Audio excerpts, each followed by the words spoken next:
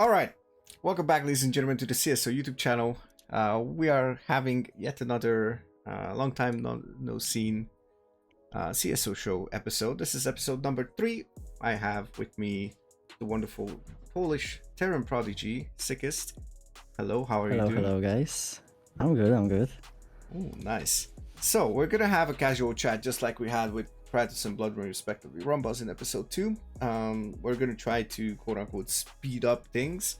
But of course this is all about like casually sitting down and just getting like debunking a couple of myths about these players and founders and members of CSO. And yeah, probably in the future we're gonna have like other people as well on the show. So yeah, let's start with the casual introduction, the typical introduction. So if you want to share your name, age, of course I already shared your nationality. Obviously, like I'm curious, like what do you do? What are your future plans? Obviously you can just opt in to like not disclose anything. You can be secretive, you know, some people prefer that. But yeah, since you didn't mention anything about it, then yeah, I'm just asking, please. Yeah, so I'm Sickest. I'm 17 years old right now. I'm just a gamer, you know, as probably most of you, and I'm looking to be maybe pro someday, hopefully. Yeah. Okay, so you are in school right now, high school, I suppose. So Yeah. Yeah, that's actually a cool period of life. I actually remember, I don't know how that part of your life is going, like studying and all that stuff. Do you like it? Do you dislike it? How's school treating Studying, you? man. Do you really have to ask? Do I like studying? Man, I'm a gamer. Yeah, Like, okay. You know what? You didn't disappoint. you know the answer. Yeah, you didn't disappoint. I had to ask. All right. So now that we cleared the very basic stuff, you know, like just a couple of sentences about this. Okay, how would you describe yourself on a day-to-day basis? Like, you know, a lot of people are like, let's say, especially because you're a streamer, it can actually come off as you're in one way behind like the monitor, and there's like a different personality when it comes to like IRL stuff. For example, I find myself or found myself back in the day to be totally different when I was gaming. So yeah, is there a difference between you in the real life and the person behind the mouse and keyboard? I think personally there's always a difference. Like, I mean, no matter how hard you try to hide it, there's always a difference. For me, off stream, I'm definitely a bit more lazier than maybe it seems. That's for sure. Like, my sleep schedule is totally messed up. It's you know how it is, and Gamer stuff. yeah, gamer stuff. Yeah. Okay, yeah. You mentioned like you're lazier. Well, that doesn't reflect in your Starcraft 2 APM though. How Yeah, do you explain that's that? a fact. Like Well, you're saying just like you're like to lazier. click. Yeah. Are you like lazier in game or lazier like in real life? How does No, this? I mean in real life, like I'm going to gym. I try to go to gym like 3 or 4 days a week, and like if I don't go in the morning, it's like I'm not gonna go, man. It's like if I sit to my PC, I'm not gonna get up. It's just too much. So I like have to go in the morning, or yeah. Yeah, So there's that's like a tube of glue that automatically gets on your chair when you sit down. You yeah, cannot get up anymore. exactly. Yeah.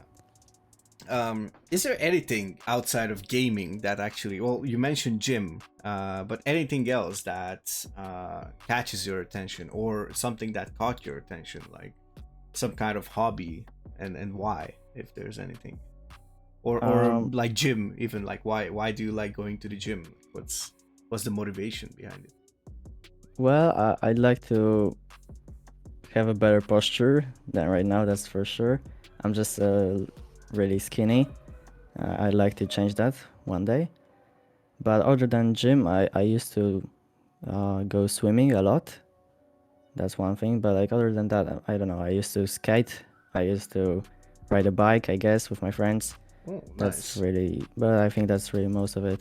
Skating like skateboarding, right? Yeah, like skateboard. Were you like some of those wild, like my cousin, my younger cousin, on my mother's side, started skateboarding, and my older cousin, his brother, actually started skateboarding after, uh, and they do like extreme stuff, like No, be I it never was like snowboarding or that. skateboarding. Okay, so you I mean, didn't like dip too much mostly into I it. was just skating and riding a bike just to meet with my friends. It's like, more than just socializing. Yeah, that's nice. Okay, and just to like close out this, like I don't know, the personal stuff. Like, do you have like any plans with or without gaming? Like I'm thinking here, like in terms of like how would you? There's that cliche question, like where do you see yourself in 10 years from now?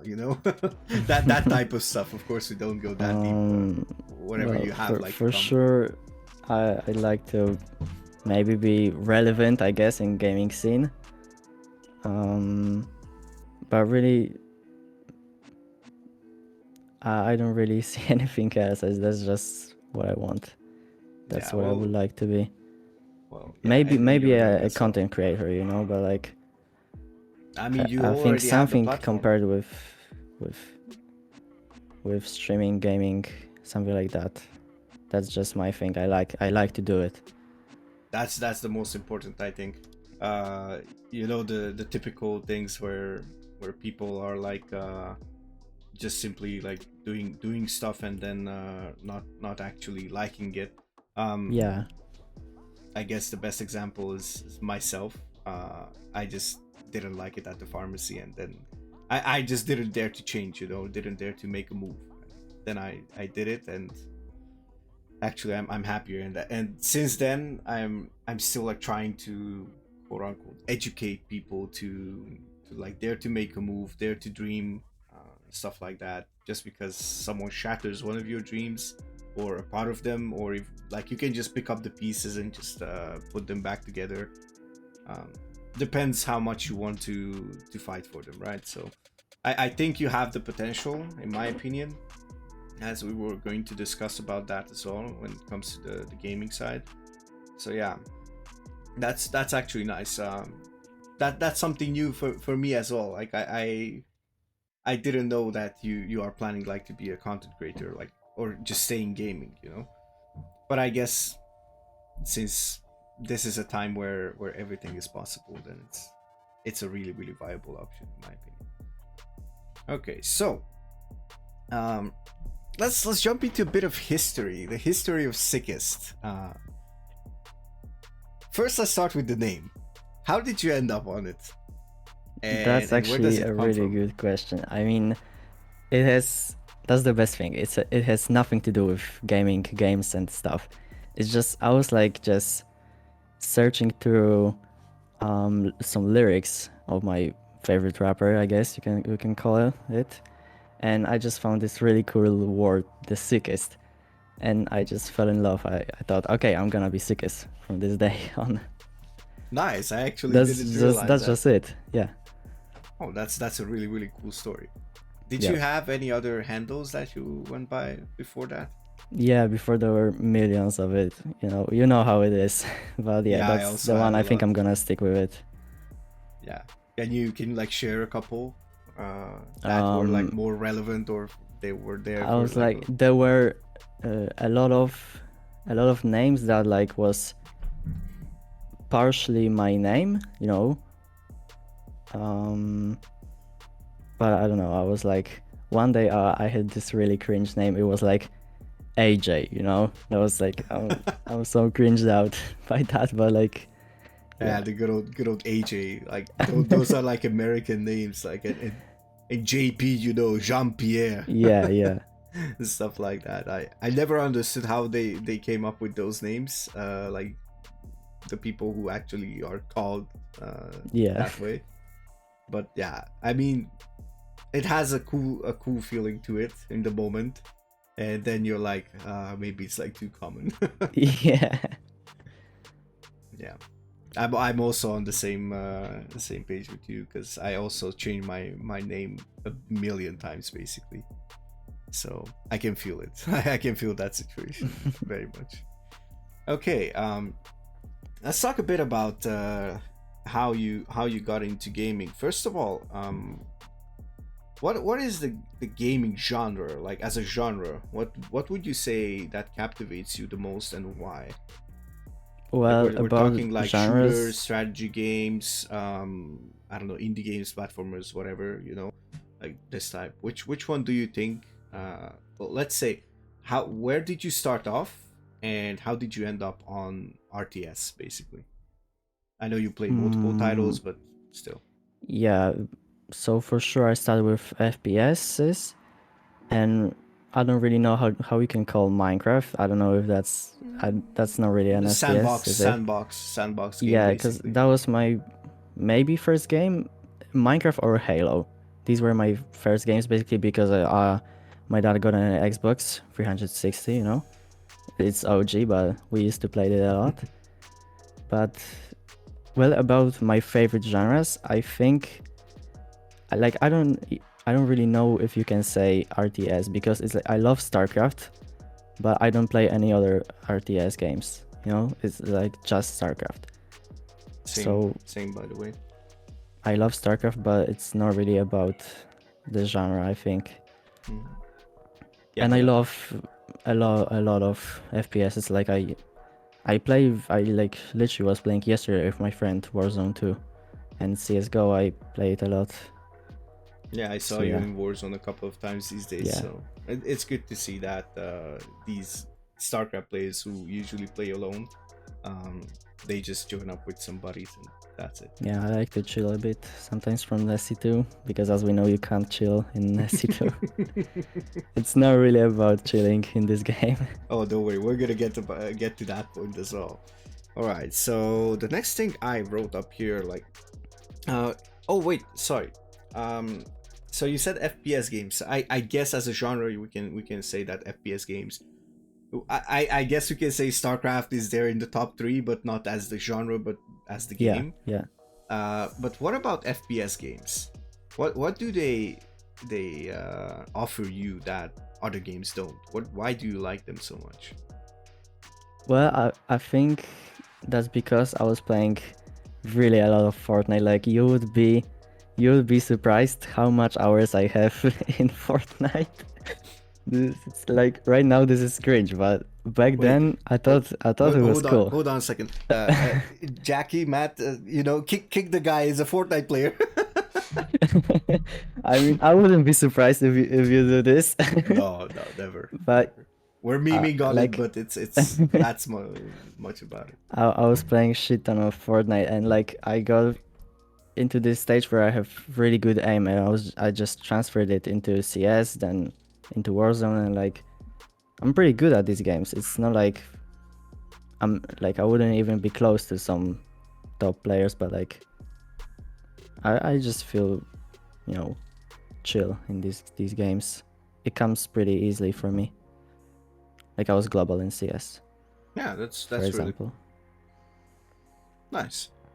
Okay, so now we can actually jump on to the next one. Um, like growing up, you said you talked about a couple of games like Minecraft, Halo, Fortnite. Like, let's talk about until the point you got into like Starcraft. Which game would you feel like was your favorite? That's really hard to answer because I had these like stages in my life. It was like first Minecraft, then CS:GO, then Fortnite was before CS:GO, I suppose. Yeah, it was before. So yeah, my favorite, I guess it was CS:GO, but it's really, I had these stages, as I said. Which one did you spend the most time in?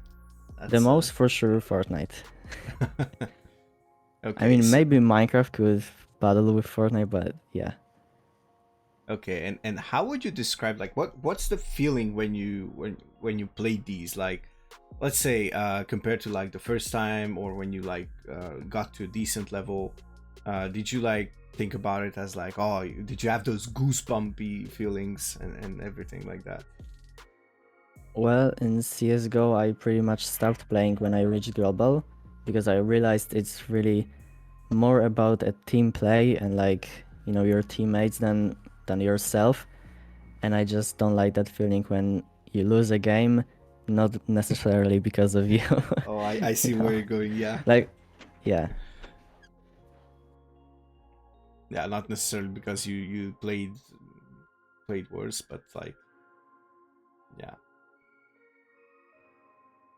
Yeah, I kind of feel you on that one. So I also have the same issue with team games.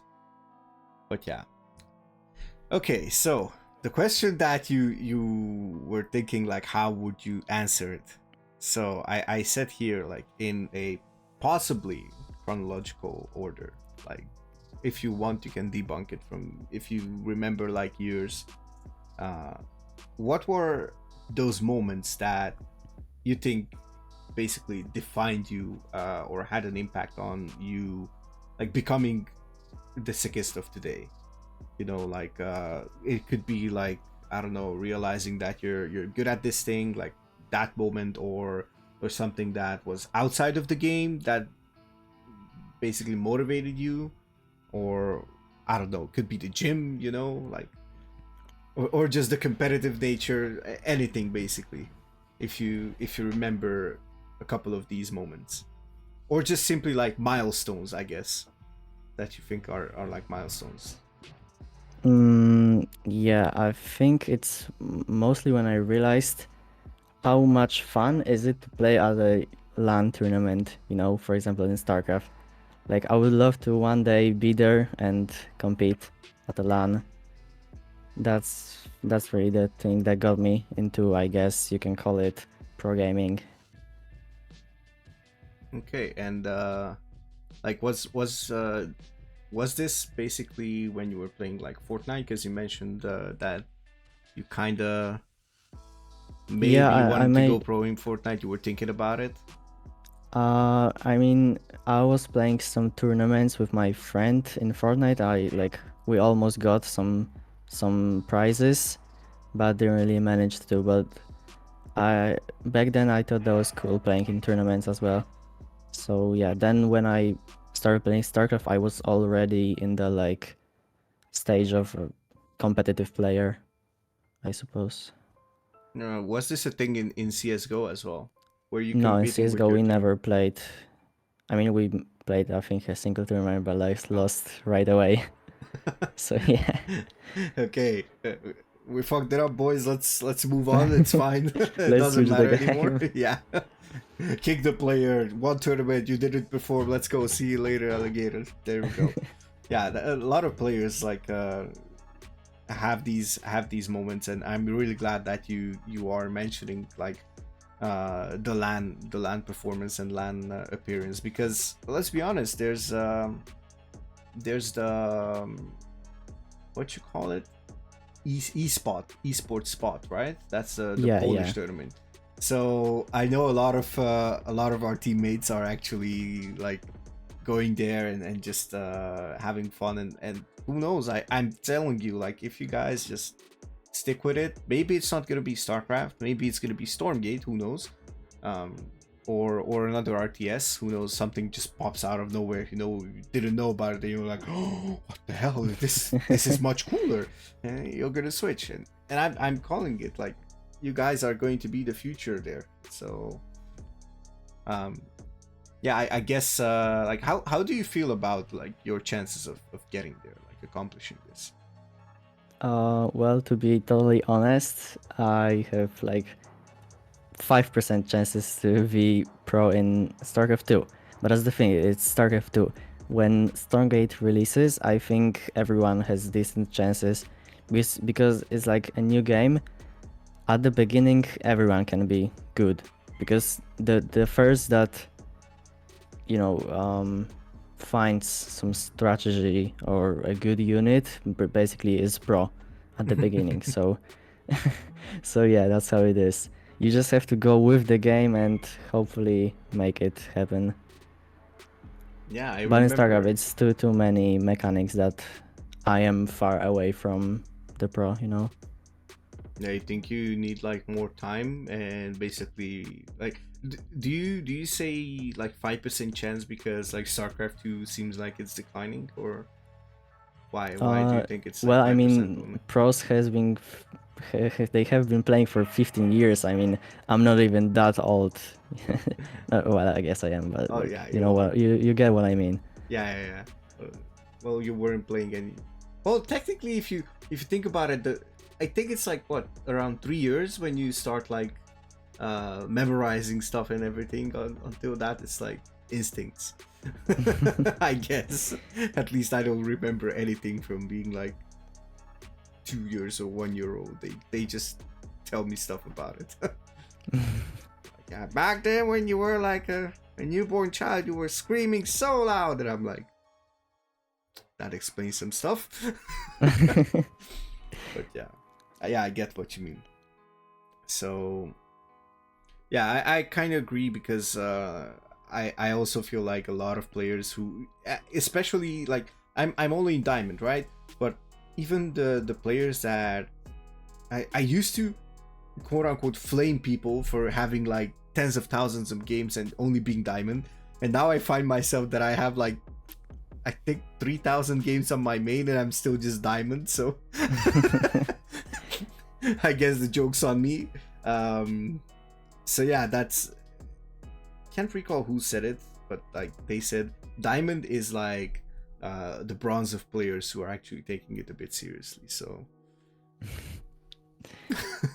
Well, um, I guess that might be a thing. I'm not really sure. I think I was pretty tryharding. I was tryharding at Diamond actually. I was struggling with 200 APM because I was clicking like brainlessly, you know. I was just spamming Marines and having 40 minutes supply block in one game. So yeah. 10-minute game but 14-minute supply block. It came Yeah, over from the yeah. last game as well. Yeah, that is also true. Okay, and finally the question, like, I guess this is what everybody is like, why don't you ask him this? Like, this is an obvious question. How did you end up on Starcraft? How did Starcraft come into your life after CSGO, Fortnite, Minecraft, all that stuff? Because you said there's Well, no RTS genre preference, but only Starcraft. I'm also no, curious about this. well, now I'm gonna say a thing that I'm most ashamed of in my life. I knew StarCraft before all these games. I just never, somehow, like, I never connected these dots, and I never knew 1v1 existed. Like, I was Oh, just playing campaigns, like, for just chill, you know. at I was least you playing played. campaigns. At Yeah, least you and played. like, and the thing is, like, 2.5 years ago, I was like, okay, I'm gonna play the campaign for nostalgia. And like, I was looking up some tutorial, and I think it was like in this StarCraft that popped on my, you know, YouTube main channel. I saw 1v1. I was like, whoa, that seems really cool. And I was like, okay, I'm gonna play this. And yeah, that's how I ended up with StarCraft. So it was basically all thanks to Indie. Yeah, Right. So yeah. yeah, shout out to Indie if you watch this. We actually love you in CSO, despite not understanding much of your stream, but we kind of like to hang out in there, just lurking around. I know for a fact, by the way. So yeah, Jackie is learning a lot of Polish words. It's like, okay, my Polish English is getting better. So yeah. Oh well, at least you played it. In my case, I knew about it. I also knew about it because I played Starcraft Brood War, and I think I tried it, but my PC was not good enough or something. That's a shame. Yeah, and like 10 years after its release, I just gave it a shot after being burnt out. Like that, you know, like for me, it was the saving grace. So yeah, I guess mine was like desperation. It wasn't like getting inspired. I just wanted to satisfy my competitive nature. Yeah, just give me anything. Yeah, basically. Just like we talked about it, like you're like, oh, I don't care who I copy in TVP, I just want to win already. Yeah, that's the thing. Yeah, we'll touch on that one as well, as we have a special section prepared for that. But yeah, that's really wholesome, honestly. So yeah, once again, thanks Indy for gifting us our wonder child, our super fast Prodigy. So yeah, okay, so let's jump into, since I consider you a Starcraft player, despite you playing a lot of titles. Let's just jump into like a couple of Starcraft topics. Also, let me just fucking put my hair away because it bothers me. Sorry for that. Imagine trying to grow your hair and then it just trips you over. And I just hate, like, even in the corner of my eye, just seeing my camera. And I realize I do it too much. So yeah, we know you play Terran 99% of the time. I guess I don't reveal any secrets. I don't see you too off racing too much. No, maybe you should never... do Protoss to build more walls, but also maybe you shouldn't do Protoss because Protoss does gap walls, and you're kind of notorious for it. But once again, we'll touch on that a bit later. That we could make like a whole CSO meme poster or meme compilation. No, don't do it. Everybody, Don't do it. like everybody has something specific to them. That's nothing surprising. Like everybody has something special to them. Significant, like a signature thing. Like I know for a fact. Not knowing how to build a wall for me. Like you with building walls, me for getting upgrades, Rumba's walling off his gases. So there's, oh yeah, walling off gases while going for the gas heavy stuff, by the way. Of course. I remember he sent me like how to actually create a wall, and then he said the next one was his game and there was like Gaza Rombuza. Well, as he would say, what could go wrong, right? Yeah, what could possibly go wrong? We also have it with an abbreviation, so yeah, that's also like there's a lot of stuff. We should make a list of that. That would be nice. So yeah, back to the whole thing, because we're straying away.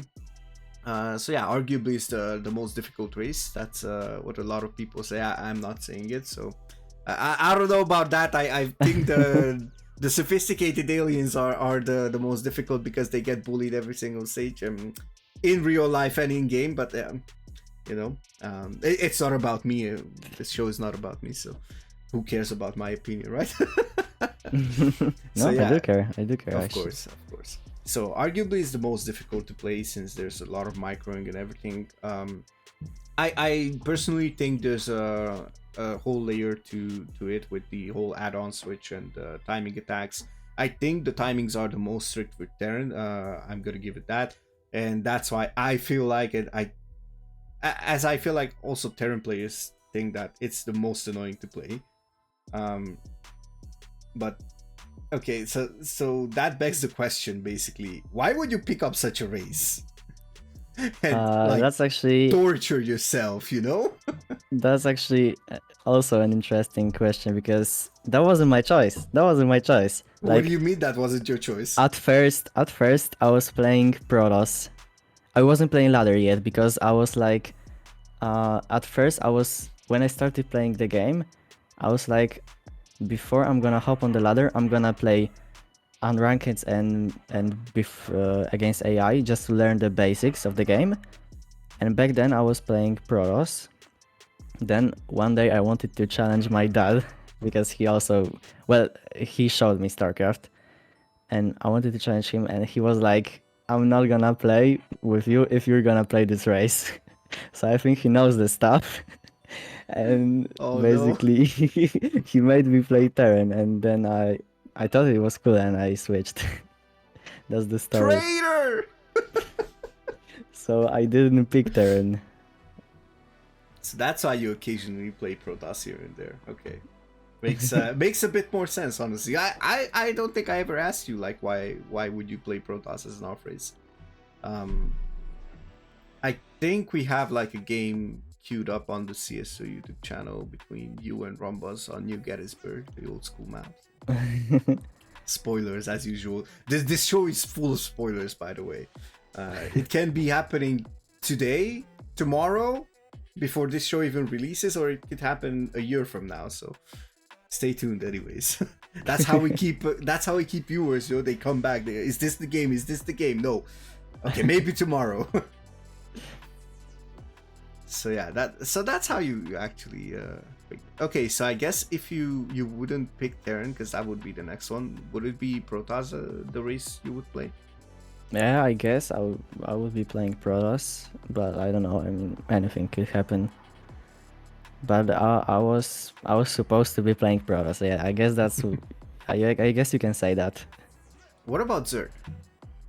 I was playing some ladder with Zerg, but it was long after I was like Diamond with Terran, so I didn't feel a need to switch or like a reason to switch, because you know we would have to learn basically all the mechanics again. So yeah, I just never thought about switching. Yeah, also Zerg has like distinct mechanics when it comes to like injecting spreading creep. That's like once again a whole nother layer. Just like I don't know with Protoss, like when can you like afford to be greedy? When can you just like spam chrono on your next side and just crank out like a whole mineral line in 20 seconds? Or when you need to like spam chrono boost on your upgrades? When can you even afford to go for upgrades? Because you know it's nothing's cheap. But yeah, like actually, question. So what MMR are you at with the 3 races?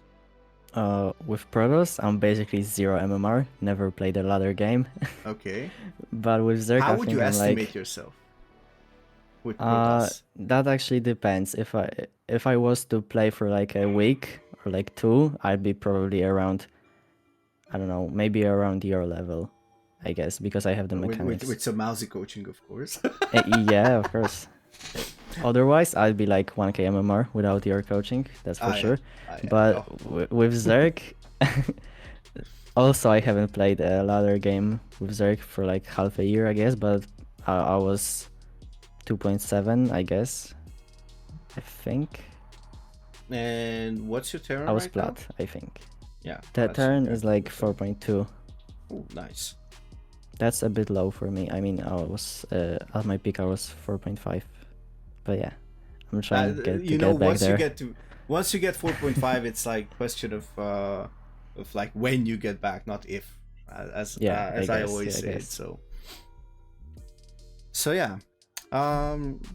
Yeah, it's kind of cool. I mean, honestly, I would love to see you playing off race, but like your Terran is like sick. and yeah. I know you're working to be the sickest. I'm named that for a reason. Yeah, that's true. Like if you haven't watched the Sickest until now, I'll have the Twitch in the description. Just go show him some love. Like seriously, keyboard ASMR, that's what the team is. Like the amount of games that he plays is also amazing in my opinion. I barely play that amount of games like ever. If I like really grind, I think I had like a super grindy week when it came to my show match. I played like I think maybe a bit more than 100 games that week. So and those were like super focused games and everything with replay analysis and all that stuff, and with the coach behind me. So those were kind of interesting games because you know stuff like the coach and just analyzing the replays and just spreading them out the whole day. Well, yeah. Normally I wouldn't have time for that. In this regard, I'd say it's better to be in school because there's like these grinding periods where you can just focus on the game. But yeah.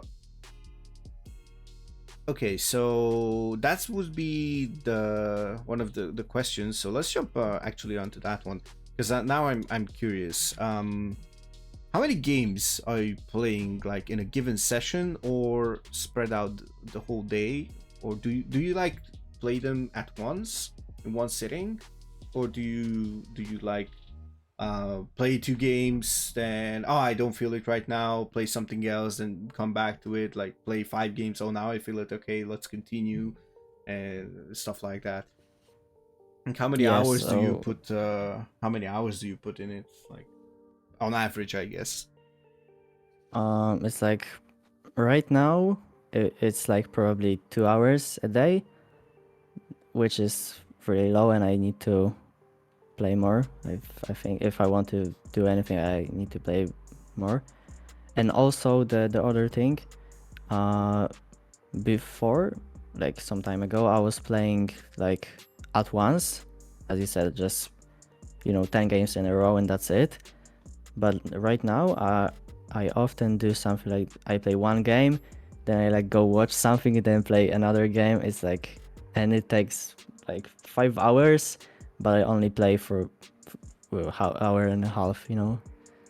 That's the thing right now, which is bad, but yeah, that's how it is. I think it's bad.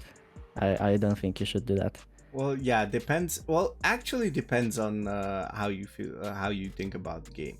um Obviously, you said you want to be relevant in gaming, so I suppose if you want to go pro, then you need to have like a stricter schedule, and you Yeah. need to like swallow the fact that it's not only your hobby anymore, but it's also kind of like a job thing. So you need to pay attention to how the hours look like.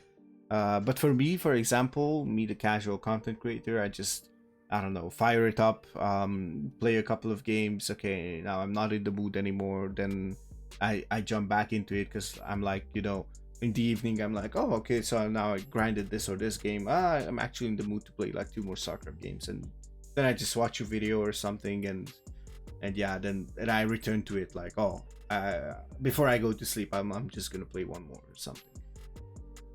But yeah, it's much more casual. And from what I take away from your words, I suppose you would be happier if you could set yourself a schedule. Yeah, that's for sure.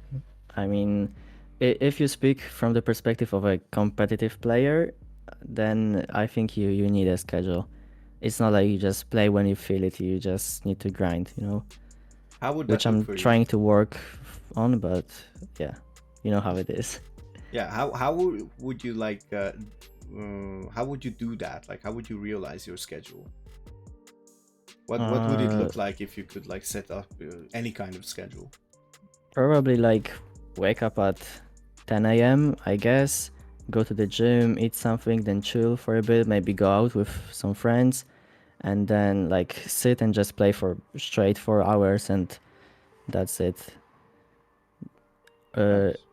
and like including all the replay analysis and games, because also a lot of people don't realize that, but it's not only just about laddering. It's like you need to watch replays, actually take notes, and yeah, that's actually, I can guarantee you, that's paying off if you take notes and watch replays. When I was at my peak, I was actually like, I had a notepad open on my second monitor, and I was like, after every game, I was writing up stuff like opponent MMR, my MMR, strategies, like reactions and stuff, and I got at my peak. So yeah. Yeah, I also do that. I have like a secret tryhard account, that, well, you guys probably know about it, because I usually don't have secrets towards CSO players. But yeah, it's like something that I don't actually publicly like promote, like, oh, this is my account and whatnot. It's really a tryhard account that I also prepared. It's the highest MMR that I had, and I can actually send you a sheet that I got from a streamer.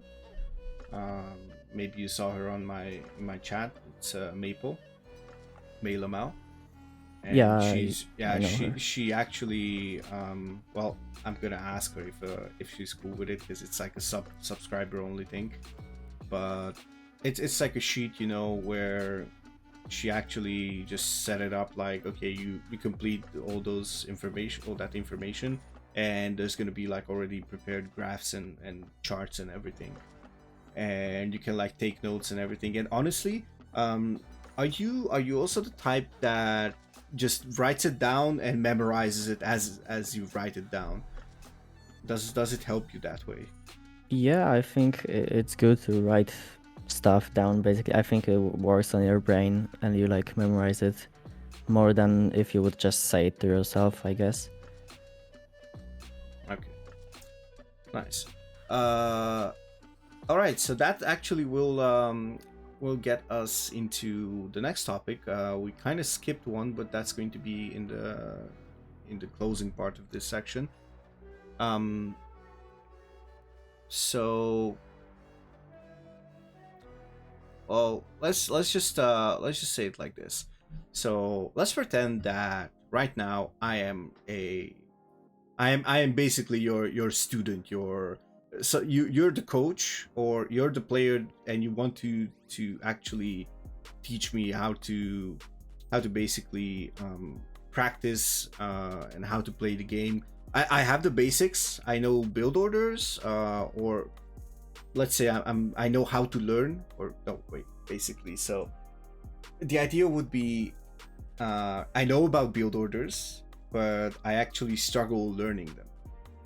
How would you explain to me some thoughts, some tips, something like that, on how to learn build orders, how to practice for tournaments and ladder specifically, and what would you suggest if someone wants to climb, like, let's just say, we always say like, oh, if you want to improve, then stop caring about your MMR. But right now, let's just put that away, and let's just say like, I want to climb, I want to raise my MMR. That's actually I that's a hard question because that's actually what you said to like put away. Like I don't care about MMR, and I think if you want to improve and like do well in the tournaments, just don't play ladder at all. Okay. I think ladder is important if you want to like learn about all of the types of game, because like you never would know what they do to you. You know what I mean. But if you want to prepare for a tournament, just play customs. That's what I used to do. That's what I don't do as much today, but that's what I used to do. That's what I was doing in my DLC things, I was playing a lot of customs with Mar, like maybe 20 a day, I guess. Yeah, exactly, you were playing a lot of them. Yeah, And that's for sure, I would tell you to play with better players, because one thing they can tell you what you do wrong, and they know it for a fact because they are better. And also, there's this feeling that when you practice with better players and then play in a tournament that has way lower MMR limit, you feel like I felt it on ladder when after the customs I was like, dude, this seems easy. It's like after a game with Maru where everything he do is perfect, basically, it's like, just you then hop on the ladder and you are like, what is he doing? Like I can just run in there and kill him. Yeah. You already see the mistakes that Maro did not do. Yeah, Yeah, that's yeah. that's also true. But also there's a downside to this, because then your mindset is that, well, he did it perfectly, so I can't abuse this. But most of the times they don't do it perfectly, and I lost a lot of games because of that, because I was like, okay, he's gonna have defense there, I can't attack because I like remembered the games with Maro and he had the defense, but lower MMR players not really like that. Yeah, that's So true. you have to be careful with playing customs with better players. But that's what I would recommend and suggest. What about the feeling of like of not winning?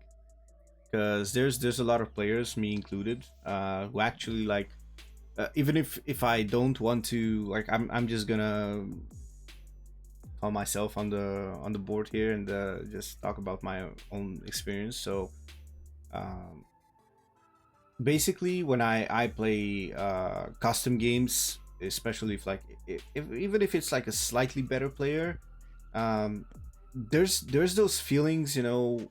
Some players are really good at like making it a goal to just defeat that player, but someone like me who's like overly competitive most of the time, maybe I kind of swapped my mentality these last few days, and probably like the last week or last month or something, and now I would actually be on your side when it comes to this perspective. But back then I was like, oh, I can't win, I don't even want to play against him, and I was just like, how the fuck can I even win? And it got like so frustrated, or so frustrating rather, the whole situation. I was like how the fuck do I even manage to win against this? Like, I just play for no reason, you know. I didn't actually realize that I just play to improve.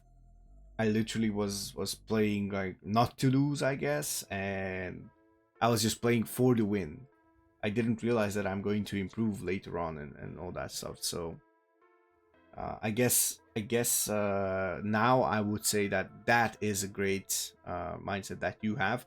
But what do you say about the players who actually have my former mindset?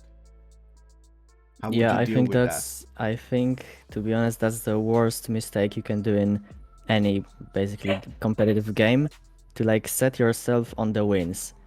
For me, it doesn't matter if you win. It matters for me if you like, if you see yourself improving, because if you see the improvement, eventually you're gonna get there. It's like just a matter of time. But if you set yourself for the wins, you're not gonna get anywhere, like, I feel like, because you're just gonna look for the wins. You're not gonna, basically, if you look for the wins, I feel like you're kind of like ego top, you know.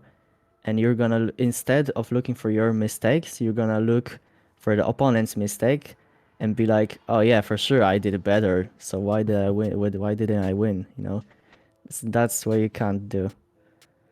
And I used to be like that. I mean, everyone is sort of like that in sometimes, but yeah, like, that's what you that's what you should try to avoid, and I try to avoid that for sure.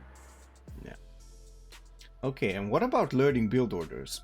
Because that's one thing that I honestly personally like, not just pretending, but I also don't know what the most optimal way is, and I'm secretly like using you as well for as an inspiration here. So by the way, I think everybody can So learn from this. But yeah, I'm just I curious how do you learn build orders? mhm. So I don't for me, I don't really have a lot of like problems with learning build orders, because I have like visual memory, and it's like, I just I don't memorize timings as of like the timer in the game. I do like more like, if I have like, I'm placing my barracks, and then I know I have to make my e-base and gases as well. That's the thing more for me. But like, I know there's a mod in SC2. I'm not really, I don't recall how it was called, but there's a mod that helps you learn build orders. You can like rewind the game without leaving it, and stuff. And you can, I think you can have like the notes on the screen for the build order. I think you can do something like that. There's a mod like that, but I Okay, don't really have problems with that. all right. So visual memory. Yeah. I honestly don't know. When it comes to like memorizing stuff, I guess whatever I feel like it's captivating me, that's what I memorize. So, but I can actually relate to what you said. So yeah, whoever has a visual memory, like stop thinking about timings as a timer, and just think about, try to relate to stuff. I guess that's what we can take away. Like try to find something to relate to, I guess, right? All right. And finally, there's gonna be a lot of controversy in this question, and oh boy. So, Sickest, be super honest here. Do you believe that the game is imbalanced?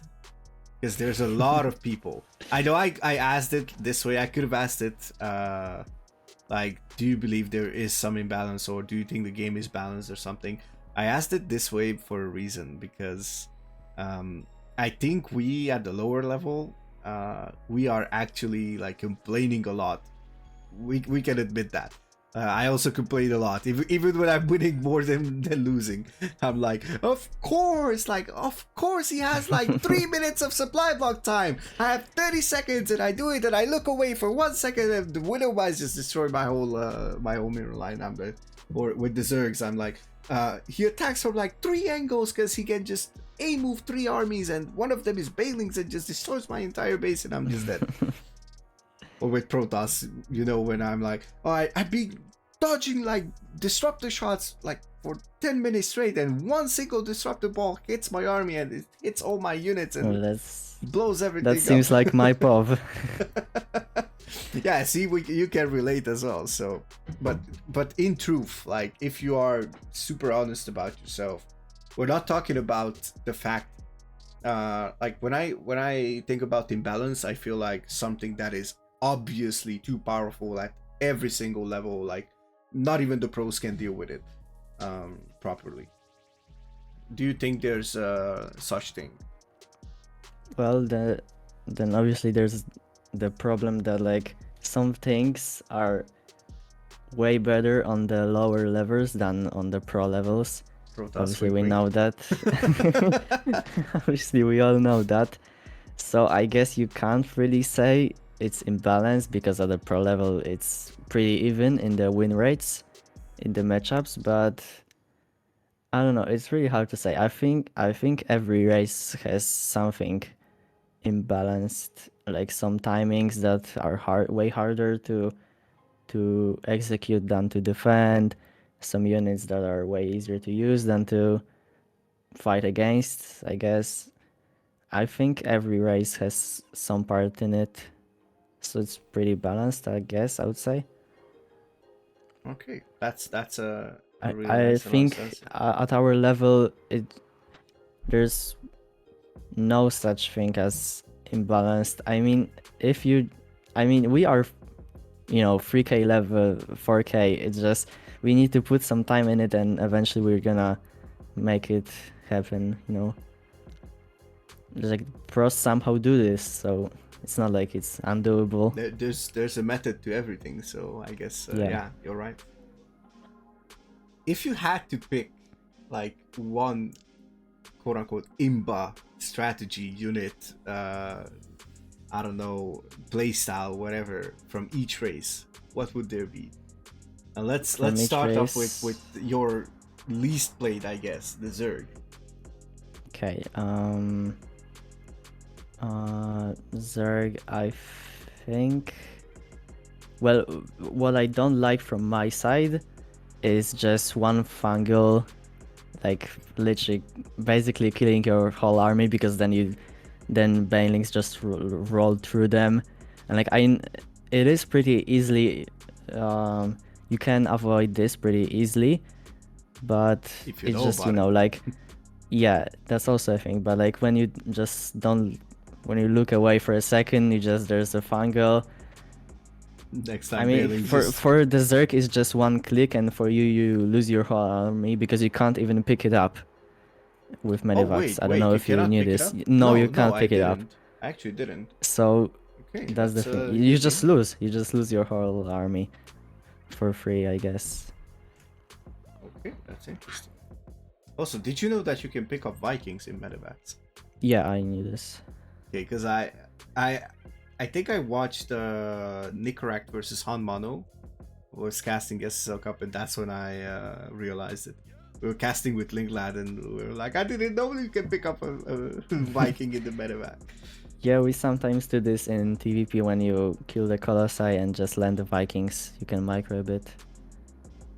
Oh, actually, yeah, true. Actually, yeah. And you also do like a lot of medevac micros, so I kind of like that in your playstyle. I remember I think it was versus Muleboy on Waterfall, where you Cyclone medevac. Yeah, the Cyclone medevac. Just juggling that was really, them. really good. Yeah, that was satisfying to watch. Okay. It's like a Terran War Prism. Yeah. Okay, Protoss. What do you think Protoss has? There's no hesitation here. Maybe you will be surprised, but it's not Disruptor. It's DT for sure. I thought like about just DT. blinking on your plant tree, killing it in seconds basically, like 3 shots maybe. You have half a second to react. If you don't, it's dead, and you would have to leave like 20 supply to defend it. Yeah, that's also true. Which is, and they just don't do this, is, because they don't have to do this. It's like, and then this is dead supply for like 3 bases, 60 dead supply. That's not really ideal. Yeah, there's no way you can do that. So basically, remains to react in time or just anticipate where it comes from. Yeah, but that's also not that easy. So, what about Terran? I'm curious about this one. Which unit or strategy would you say it's kind of hard to deal with? About strategy, it would be like Proxy-Rax or Triax. One of the two. They are for sure easier to execute than to defend. I can confirm both, by the way. Yeah, I would often die to Proxy-Raxes in TVT as well, so I know your pain. It's just they just get in, and it's even worse in TVT because they make Reapers. Just throwing grenades at your stuff, it's all flying around, you can't do anything. Like 360 no-scoping everything. Kind of. And about E-Unit, I suppose it's Ghosts just versus Zerg sniping everything, basically. You just close your eyes and hold your rapid fire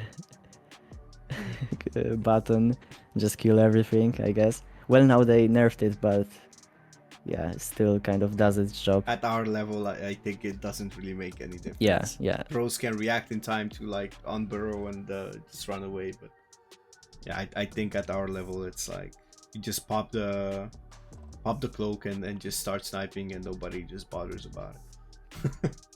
They don't really care. I think Terran is really strong in terms of like defending. You can just sit on 3 bases forever, kind of, just with tanks and stuff. You can survive forever. Yeah, I feel it in TVT. It's like you can literally lose a game having 6 bases to 3, and you just take one bad fight. He moves one bad siege, 20 tanks through the map, and I can feel yeah. it. I can feel it. Yeah, just to plug my freshest video from my personal channel. There was that TVT that I played when I was playing random, and that was on Gressfan, and he just ran in with into my sensor tower, and I was in position. I just rushed to my triangle turns edge. I siege up everything and I stim and just stutter step everything close and just destroy everything. And he was like, he was of course he was sending me his best wishes and best regards and everything. So and he had the best advice. L2P. I don't know if you heard about that. That's the best advice actually. It actually means love to party. So obviously. Yeah, for sure. So yeah, I can feel both sides. I also lost games where I just attacked into like 5 already sieged up siege tanks and I lost all my marines. Yeah, basically. Yeah, so TVT is a mess. PvP, you just like you throw a coin and you basically just heads. Okay, DTs. The other one, just proxy robo. It's fine. That's the two strategies. And ZVZ, it's like, okay, it's like you go into the phone booth, you get your knives from the side of it, and in like that half a square meter, you just fight it off. That's it. Mirror matchups, right? Yeah.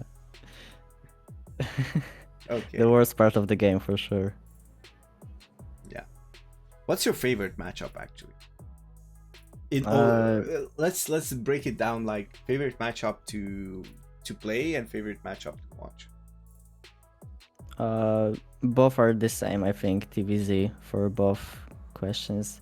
I love the idea of like, because TVZ is very much about mechanics and not like necessarily, oh, he does this so he can't, so he blind counters me. It's like you can always react and have the better mechanics. You can like come back from just multitasking your opponent.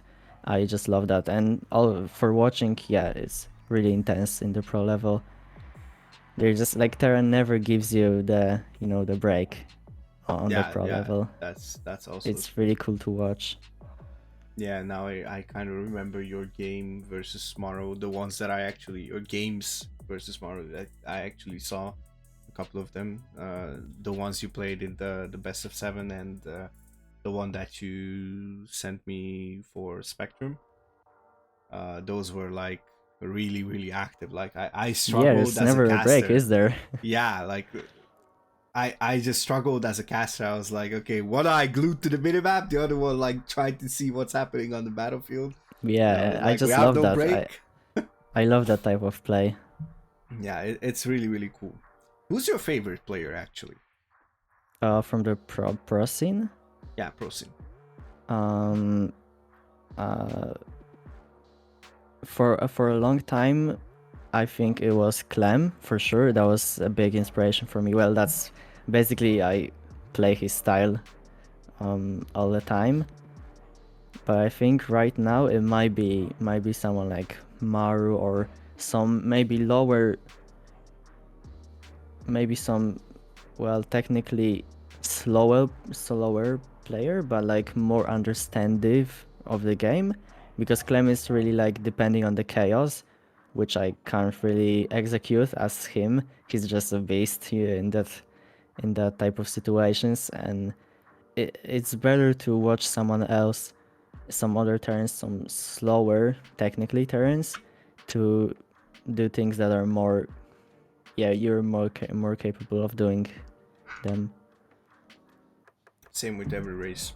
Don't go after the one that is like unique and just wins because he has his own style. Go for the one that's like the most for Zerko will be, don't watch Rainer because he has 600 APM. Just yeah, you'll probably not have 600 APM on ladders. So well, not really. Same for Protoss. Don't watch Hero. Hero can actually kill a 6k. He can kill a 6k Terran with like a Bedevac and 4 Stalkers. The rest is like just closing it out. Also, oh, by the way, just to mention it, like I also like, I just wanted to plug it here, like just watch players that are better than you.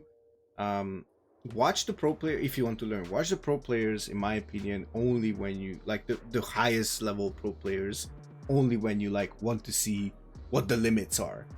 But once again, if you're someone who's like, oh fuck this shit, why do I even play? I'll never do that. Then just don't watch them. If you feel like you're gonna desire to do that, no, like don't go after like, oh now I want to play the game, and you think you're Reina or Cero.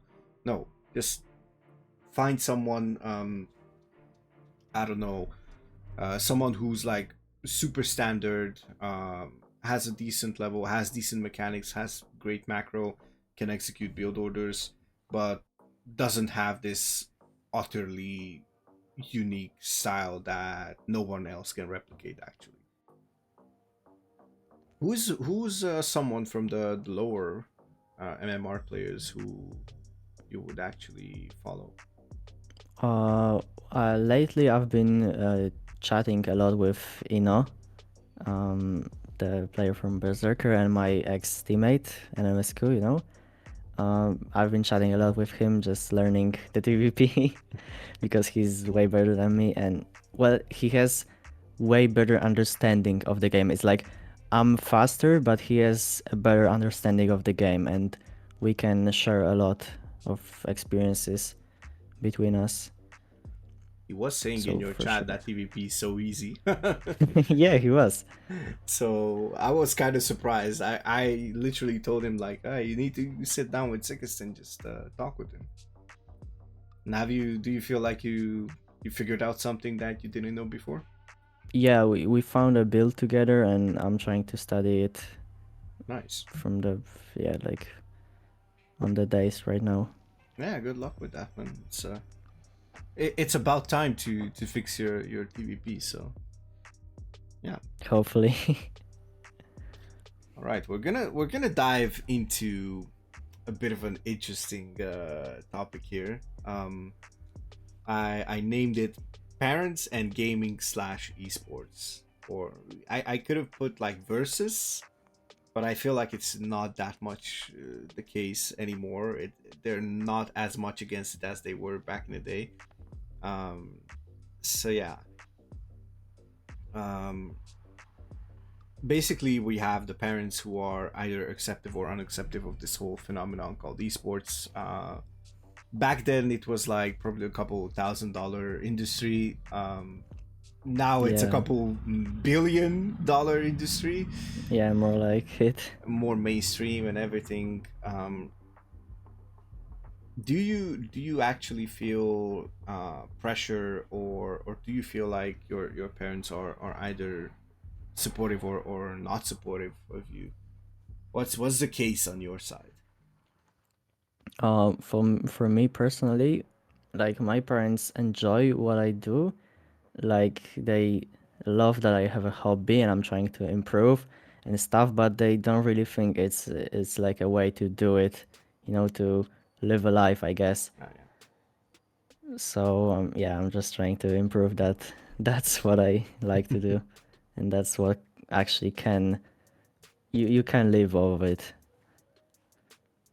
Okay, so now I'm going to ask your opinion. If you were to take control of every parent in the world, and they just follow your orders, whatever you ask, they do. Uh, what do you think they should do in order to help their kids to grow and just push them towards their goals? Like, I guess we can call it like becoming an esports athlete. You know. Yeah, I think parents should be more overall supportive because, like, for me, what's really the point of like living if you do something that you don't really enjoy? And it's like you wake up every day and you're like, oh, I don't want to do this. It's like, what's really the point? For me, it's really like you should do what you feel you you enjoy to do, and I think parents should be supportive of that. Okay. So supportive in like what, like uh do you think like they should be supportive like materialistically or like more like spiritually? Yeah, spiritually for Spiritually. me is just talking to you about the stuff you're interested into, and not really putting pressure on you that you can't do this because you're not gonna make anything happen, like, you know what I mean. Yeah. Yeah. Well, sadly I know what you mean, yeah. Sadly. Yeah, My that's parents how it is. were a lot stricter back then. I don't know, are your parents strict about your gaming, or they just let you do whatever you feel like? For now it's fine for me because I'm not really like super old. It's like I have still a lot of time to decide, I guess. So they are like chill in that space, you know. They let me do what I want for now, so I'm happy with that because I know there's some people that don't have that type of s- you know Yeah, freedom. Yeah. the luxury of gaming whenever they want. Yeah, I kind of feel you. Yeah, sadly, I also had the same situation with parents. They were like not really supportive. They're not that supportive to this day either, but you know, at least they are like accepting of it. Personally, my father, who was always about reading books and all that stuff, so yeah, I guess he was quite disappointed that I went down the path of gaming and everything, but it is what it is. You know, when you shove your first Twitch payment or something in their face, they're gonna be like, "Ooh, you can do that, okay?" Yeah. That's something. That's not just a hobby, I guess. They'll start realizing it and everything. So yeah, it's important to like keep going and just fight for your goals, as you mentioned it multiple times. So I 100% agree. Like, just wake up and enjoy what you do. That's probably the most important in life. Okay. And I have like an experiment. One more experiment. We have a lot of experience today. So try to get in their heads. Try to think with their approach. Would you support gaming in general? If I was like in their shoes as of right now, not having like my experiences as a player and stuff, I'm not actually really sure, because like I understand their statements about gaming not being viable and stuff, but like I think you should be like anyways acceptable, or at least try to understand what your basically child is going for and what do they want to do, because most parents are just like, no, you can't do that, without even like trying to understand the point of gaming. Yeah, so Yeah, that's awesome. that's not the way I would like to be as a parent. Okay. You actually answered uh, the next part of this final side of this topic, about like, would you like how would you approach it as a parent if you ever thought about it. um, but yeah, I guess then we have the answer that you'd be more supportive in any case, and that's a beautiful thing. I think in the first episode, Matt and Jackie touched on this, and they said like parents, they should be more supportive because back when they grew up, there was no such thing as like, I mean, they were like already adults, if I'm not mistaken, if when they like got into like proper gaming and everything. And basically back then there was nothing for like as a prize pool and everything. Like, if you think about it, um we can go back to maximum, like I feel like maximum 15 years, like maximum of 15, 16, maybe 17 years, like 2005ish, when they actually like had like, I guess Counter-Strike was on the rise, and like Street Fighter and in the arcades and all that stuff. Maybe there was some tournaments and everything, but yeah. Oh, sorry, Brood War. Brood War in Korea, but you know, Korea is Yeah, like a Korea total is way different different. dimension. They were way before us, way ahead of us, I guess I should say. Yeah, and they are like super accepting and super open about this whole thing. That's amazing. um the fact that it's like a national pastime and it was televised and everything. Yeah, like literally Totally Maru was different. playing at a team house at the age of 13. You know, that's Yeah, crazy. and he was playing at GSL and performing really well in GSL at the age of 13. It's amazing that he still plays, by the way, in my opinion, after like Yeah. 13 years. Okay. All right. So, uh,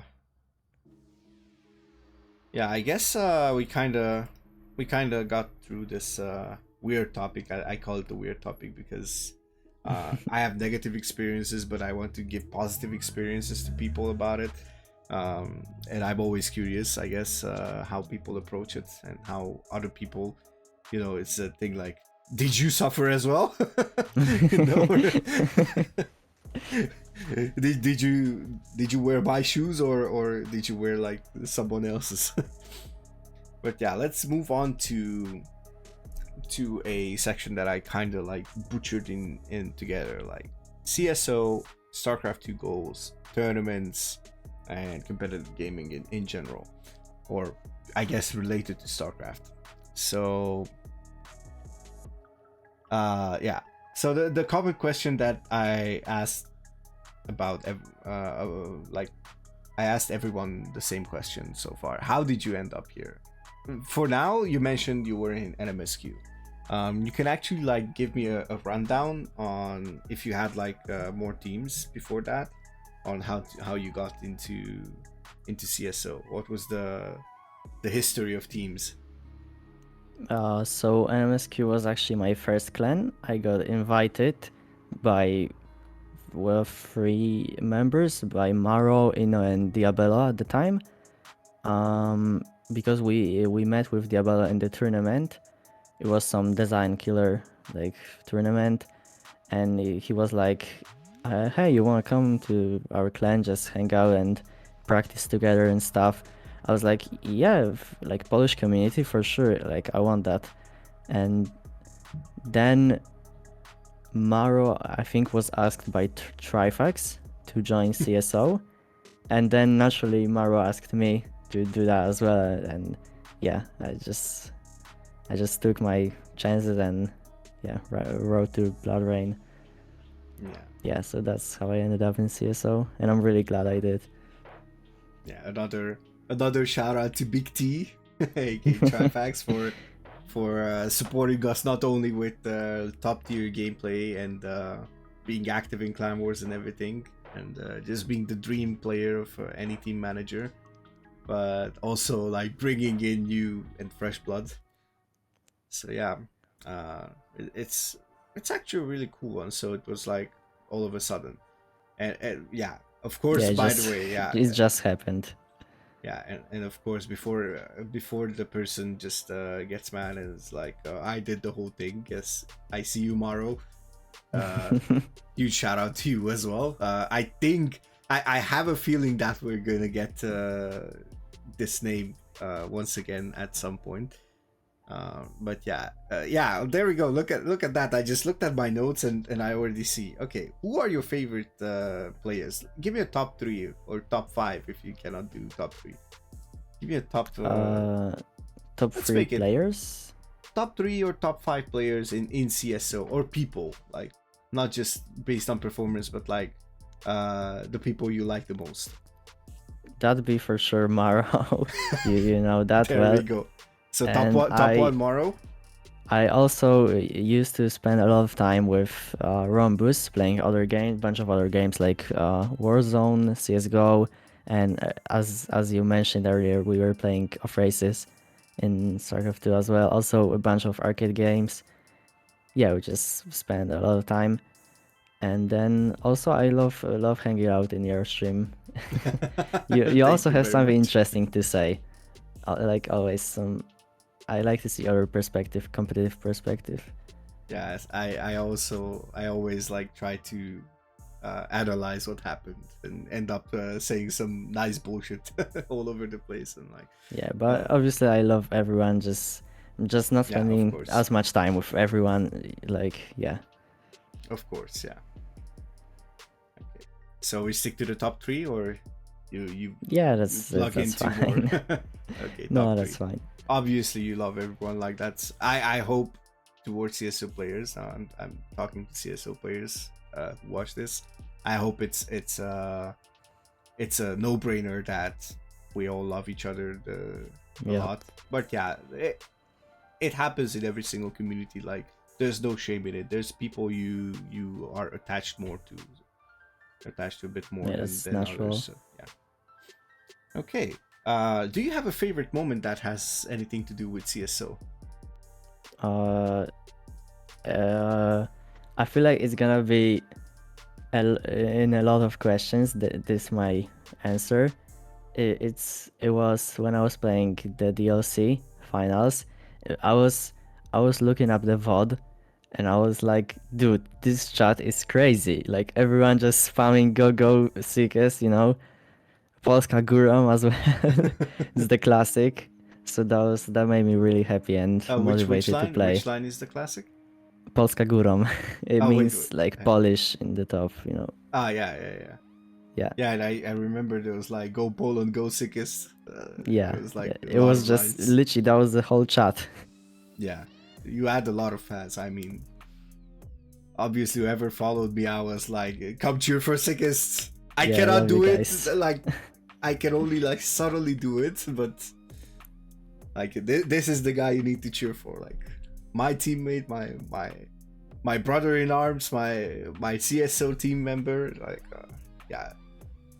I was really glad that I managed to cast that. I was also like cheering for you. I think at the last moment when everything happened, I was like, "It's Sickest, does it in the sickest way."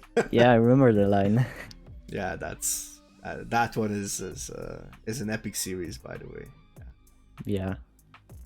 Okay, I had a feeling that you're gonna put that as your favorite one because that's a really wholesome moment.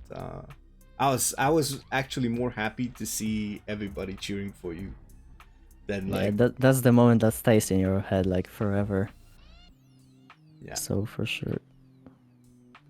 Okay, let's go back a bit towards the Starcraft angle. As we mentioned, you hit 4500, which is your peak, so that's already masters. In my opinion, that's like a huge achievement. I always tell people who actually like hit Diamond 1, like I think 4K MMR is like really good, because after that it's like, what, to be relevant, they say 6K players and above are the relevant ones, but I slightly want to contradict people. I think first of all, everyone is relevant, but masters players are already like really highly regarded, at least in the casual community. Whoever doesn't play this as like for living and hits masters, I think it's a respectable achievement. Yeah, for sure. Yeah. What are your future plans regarding like Starcraft? What would be like what would you be happy with in terms of achievements and like a rank? It could be a rank, could be a tournament win, could be I don't know, anything basically. I'd really like to win the LMSL one day. It feels like really just a prestigious tournament. A lot of people. There's literally just all spots just get taken in 2 hours. After the announcement it would be really good to win that finally, because I played like in 2 or 3 times and never got the chance to even play in playoffs. Oh, So okay. yeah. Yeah, that's a long one actually. I mean, not sure how long it is. I know Little Mac casts it for a huge amount of time. Yeah, it takes Like a he lot of spreads it. time. Yeah, he spreads it across like multiple streams. I know because he usually drops the link of his stream in my Discord channel as well, and I usually try to like catch it and just see what he's up to. Yeah. And that's like, wait, you said LMSL or LMML? Yes, no, LMSL. Well, obviously I'm not as good to win Wait, the. the I'm not even. LMML is which? That's the higher one, yeah, right? I think that the like the MMR cup is like 5.3k on average, and it's average, so it could be like 5 point, I don't know, 5, and still be able to play. So yeah, Yeah, you just there's no way for skyrocket. now. Yeah, Yeah, I mean, maybe in 1 year or a year and a half, that'll be cool. We will see. Obviously, I will try my best to get there. do you feel like I guess that should be a no-brainer. Like, would you be able to reach GM? I think that's a no-brainer, but maybe that's just me. I'm curious of your thoughts. What would it I take to think achieve it? I think if I correct my mistakes, like just the mistakes that I do that are like just myself and not even like not considering the opponent and just considering my mistakes in like build orders and supply blocks and the army movement and stuff like that. I think if I correct that, like even just that, I can hit like 4.7 confidentially because I have the APM to do so. I Yeah, think I would be, yeah, I think I could do that. But that's again if I correct my mistakes, which I need to work on. what would it take to actually reach Grandmaster? What do you think in your head? What Um, would it be like your entry level of Grandmaster? well, I feel like if you hit the 4.7, as I said, it's really not a long um, journey to the Grandmaster. It's like really just few things that you need to adapt to. I guess just the decision making and stuff like that. So I think maybe by the end of the year, maybe That's a great goal, GM, that'd be honestly. cool. That's a great goal, honestly. If you hit it, I think you are capable of. I think it requires discipline, as I also have some kind of a goal of myself. Mine is like masters. I'm not going like too far, but the problem is I struggle with time and discipline. So Yeah, I yeah. mean, take your time. I remember my goal of 3k MMR, man. When I was stuck at gold, I was like, what am I doing wrong? Yeah. Oh, when I was So in silver, I looked at it. I was like 2K MMR, and I'm like, I was looking at platinum players. I'm like, one day I'll be platinum. I don't think I was ever silver because, as I said, I used to play a lot of versus AI games before I started laddering. So when I started laddering, I was actually already a gold level player. Yeah, nice. Um, I guess I don't know how the new account thingy works for StarCraft, but um, I guess whatever game you play, it registers your stats anyways. So I think I think if I would have played more versus AI, and I would have been patient. As I said, for me, it was more of a desperation move. I wanted to like prove to myself like, oh, I'm capable of it, um, and that's how I successfully developed ladder anxiety. But that's another story. Um, I think if I had more discipline and more patience, I would have hit ranks much faster. So yeah, I think that are as you said, it's not a long road. I kind of like how you formulated that, like 4.7, and after that, it's like just another jump. It's like just a bit, like small steps. Okay, that's actually something I'll keep in mind. Grandmaster by the end of the year. Well, we'll celebrate it, obviously. Hopefully. Yeah, I trust you. I think you are capable of it. Okay, let's talk about tournaments a bit. You mentioned that you play tournaments, so how often do you play these tournaments? These days, not really as much as I used to, because, well, I guess half a year ago I was getting smashed, so I wanted to improve and just play them every single week. But right now, there's this tournament like DK Weekly, I'm just like, well, now I haven't played for 3 weeks, but back then when I was playing, I was like at 4 week winning streak. So I was like, yeah. Um, and also they stopped with the Berserker weeklies, Yeah, that's true. and That was my first tournament, by the way. yeah, I was also on the winning streak when they stopped it, making them just to flex a bit, but uh, and Obviously, you also can I flex. can't anymore play the Fancom Cup, unfortunately, because I was above the MMR limit, so I don't really play as much tournaments anymore. Like, I guess now. Wait, is it now about like the amount of tournaments you're eligible for, or is it like you're just not in the mood to play them? Well, that's actually a good question because like I'm never in the mood to play like the amateur weekly, the one on the Saturdays, right?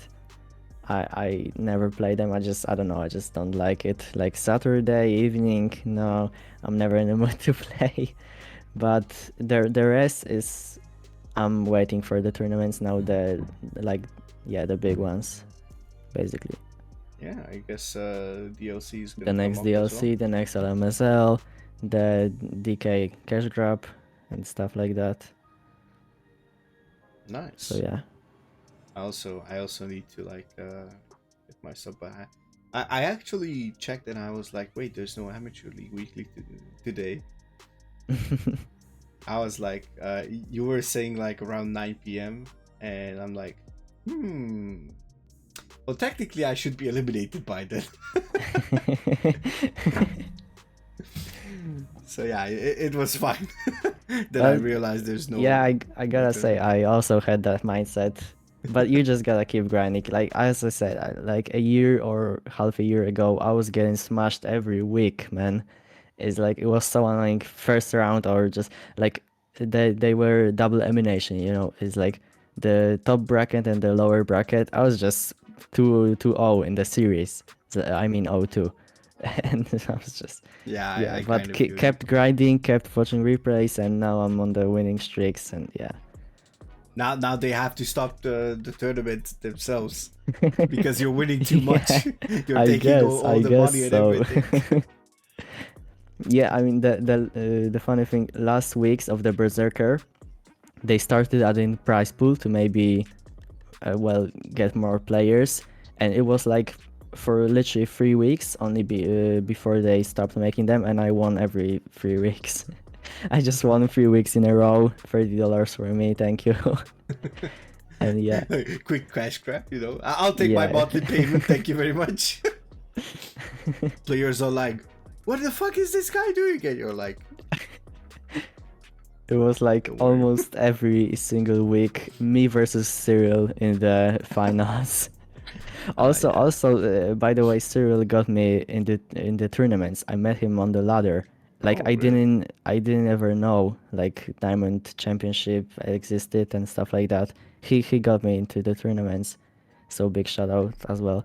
Also, he was smashing me. I was like 0-20 in the customs versus him. And now? Now it would be really hard to lose a game, I guess. Don't worry, we love you, Cyril. Yeah, obviously, but he's always like, damn man, just get this Grandmaster and stop playing these tournaments. Yeah, true. Like, why the heck do you steal money from the players who could actually do it? Well, you're pulling a Rumbus here. You're pulling a Rumbus move here. He was keeping. I don't think you were. No, you were not in the team. I think at that point. I think it was Metal League Madness 7 or 8 or 6. No, 6 it was.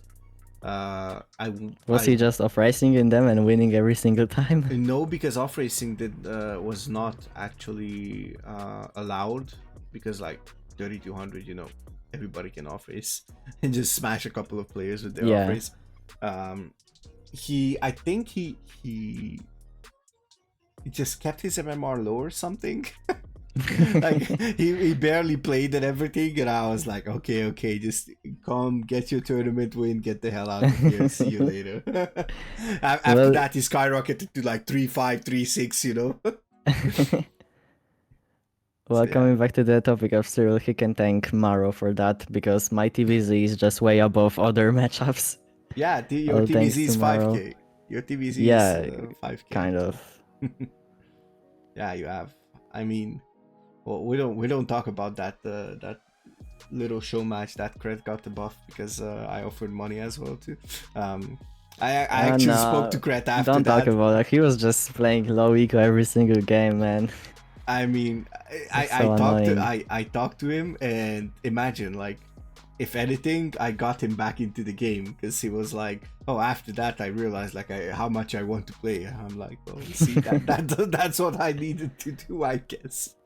Just put a bit of money over there and just people fight for it." But I mean, everybody wants something from there, so it was a I last got my second thing. revenge on Ladder though, because he sniped me on the stream and I won. That's more satisfying. You gotta give it to me. That's more Yeah. satisfying. It's like somebody sniping you. That's the same. Rumbus was trying to snipe me and snipe me and snipe me, and he snipes me, and I cheesed him. I was like, okay, you wanted to snipe me, all right. You have to. You can snipe me. It's fine. I'm okay with it after all, but take the consequences. Of course, it wasn't all that one-sided, because after that, like 2 more games after that, he sniped me again and he beat me. So that time my cheese did not work out, because I tried something even greedier and just blind counted it. So I kind of feel that part. Okay, so yeah, so soon you're gonna play like Grandmaster tournaments and everything, hopefully. Okay, now speaking of everything, because I think we talked about, I think everything regarding like gaming, esports, competitive nature, parents, everything. So, do you think you could make a career out of gaming? For sure. I mean, I think there's no such thing as talent necessarily. I think it's just all about the hard work and grinding. And if you put the work into it, I feel like everyone can do it. Well, everyone obviously like who's young enough to have the time to do it. Because if you're like 60, like obviously you will not have the ability to play as much.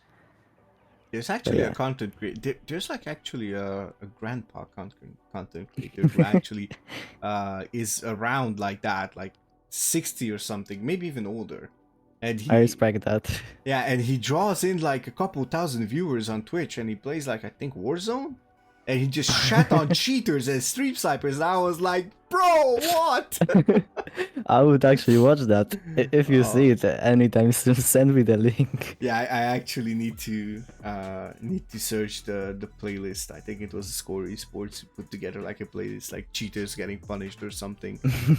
So yeah, it was really really cool. I'll actually search it up and Yeah, that show seems it to cool. you. So yeah, so you think it's all about like hard work, not necessarily like, I guess you acknowledge the fact that there's a lot of there's sometimes not a lot, but there's a bit of luck involved as well, like just being Yeah, for at the sure. right place at the right time. But I kind of agree. I think I agree, because even if you're like a pro player or a content creator, you need to put in the work and you need to like grind it out at least a bit, even if you have, let's say you were like a popular pro player and then you start streaming. Of course you're gonna have the so-called fan base that would love to see you do this full time, or let's say you build up a community which is already like kind of grindy, and then you turn pro player. Now this side I don't know that much about. First of all, I never experienced it, and second of all, in my opinion, this is the harder part, because then if you're a pro, you need to invest more time into gaming, and you need to just basically leave your community high and dry, usually, and the community will just be upset and fall apart and be sad that you're not there and you're not streaming as often and all that stuff and yada yada yada. Do you see yourself more like a content creator if you have to choose, or would you rather be like a pro player? So for me personally, I will always be first at the player, and eventually the second I can be a content creator. Like for example, like Hero Marine, he's a player but just streams for fun, and like yeah, he just streams his gameplay of the tournaments, of ladder, just, you know, I would see myself in something like that, like Human does, and I love his content.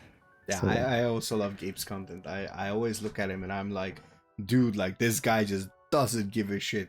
Whoever he plays against, he's like going forward, big dick plays. No one cares about it. It's like I'm gonna beat you and you cannot do anything about it. And that's beautiful, man. He just shits on players whenever he wants to. But yeah. Okay. So, let's talk about your favorite moment from StarCraft 2 so far. Here, I'll mention that it can be any kind of moment. It can be a tournament, a win, a loss, a funny loss. I don't know, just anything that involves StarCraft 2. It also can be like someone's stream, like you join the chat and you just something really really awesome happened, or something really funny, you know. It can be anything. Like I'm curious of your favorite moment involving StarCraft 2. Or it could be multiple ones. Could be multiple ones as well, if you have more in mind. Just the first thought that pops in my mind is obviously the DLC, and yeah, I think that's really just really it for now. I think the obviously the hype in the chat and stuff. Also I think I comebacked the series. That was really cool for me, from my perspective. And yeah, that's really it for now. But well, hoping Did you to feel the have... energy? Did you feel the energy, like the comeback and like did you like check the chat in between games, or is that something that you do? In between games, no, but yeah, after I just watch the whole stream. That's what I usually do, because it's also important to see at my level, it's important to see the perspective of the caster, because you can also always say something important, and also you see if you really were that ahead or that behind as you thought in the game. I think there's like a thing where I see players winning games where they shouldn't win. It's like if I think about it, like they don't know how far behind they are, but they just pull the trigger and they just have a good fight and they just snowball with it. Yeah. I had a couple of victories like that, so and after that I was like, holy shit, I'm like, how did I pull this off? Like, what the fuck? Like, you feel bad for the opponent. Yeah, I'm like, holy shit, he's gotta be mad. He's gotta be mad. Yeah, I think the DLC is a really correct choice, and in my opinion. Did you have any like other like big or bigger tournament wins? Tournament wins. Like other than no, actually, like high no. placements. Let's just say top 4 placements in like bigger tournaments, not like weekly stuff. Top 4 placements? No, never. Actually, DLC was my first one. I never... Well, I got to the playoffs in the first DK Cash Grab edition, but that was really it. I mean, I had the side winning of the highest Diamond 2 player in the tournament. Well, I got the furthest in the tournament, you know, but that was really just a side thing.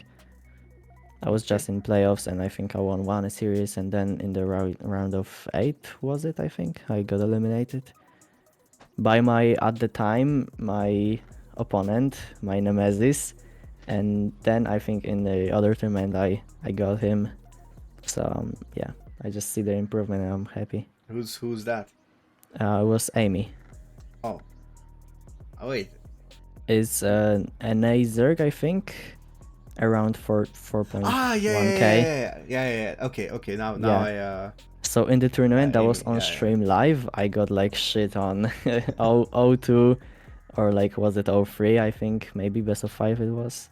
Yeah, it happens to the best of us. I know it feels kind of bad.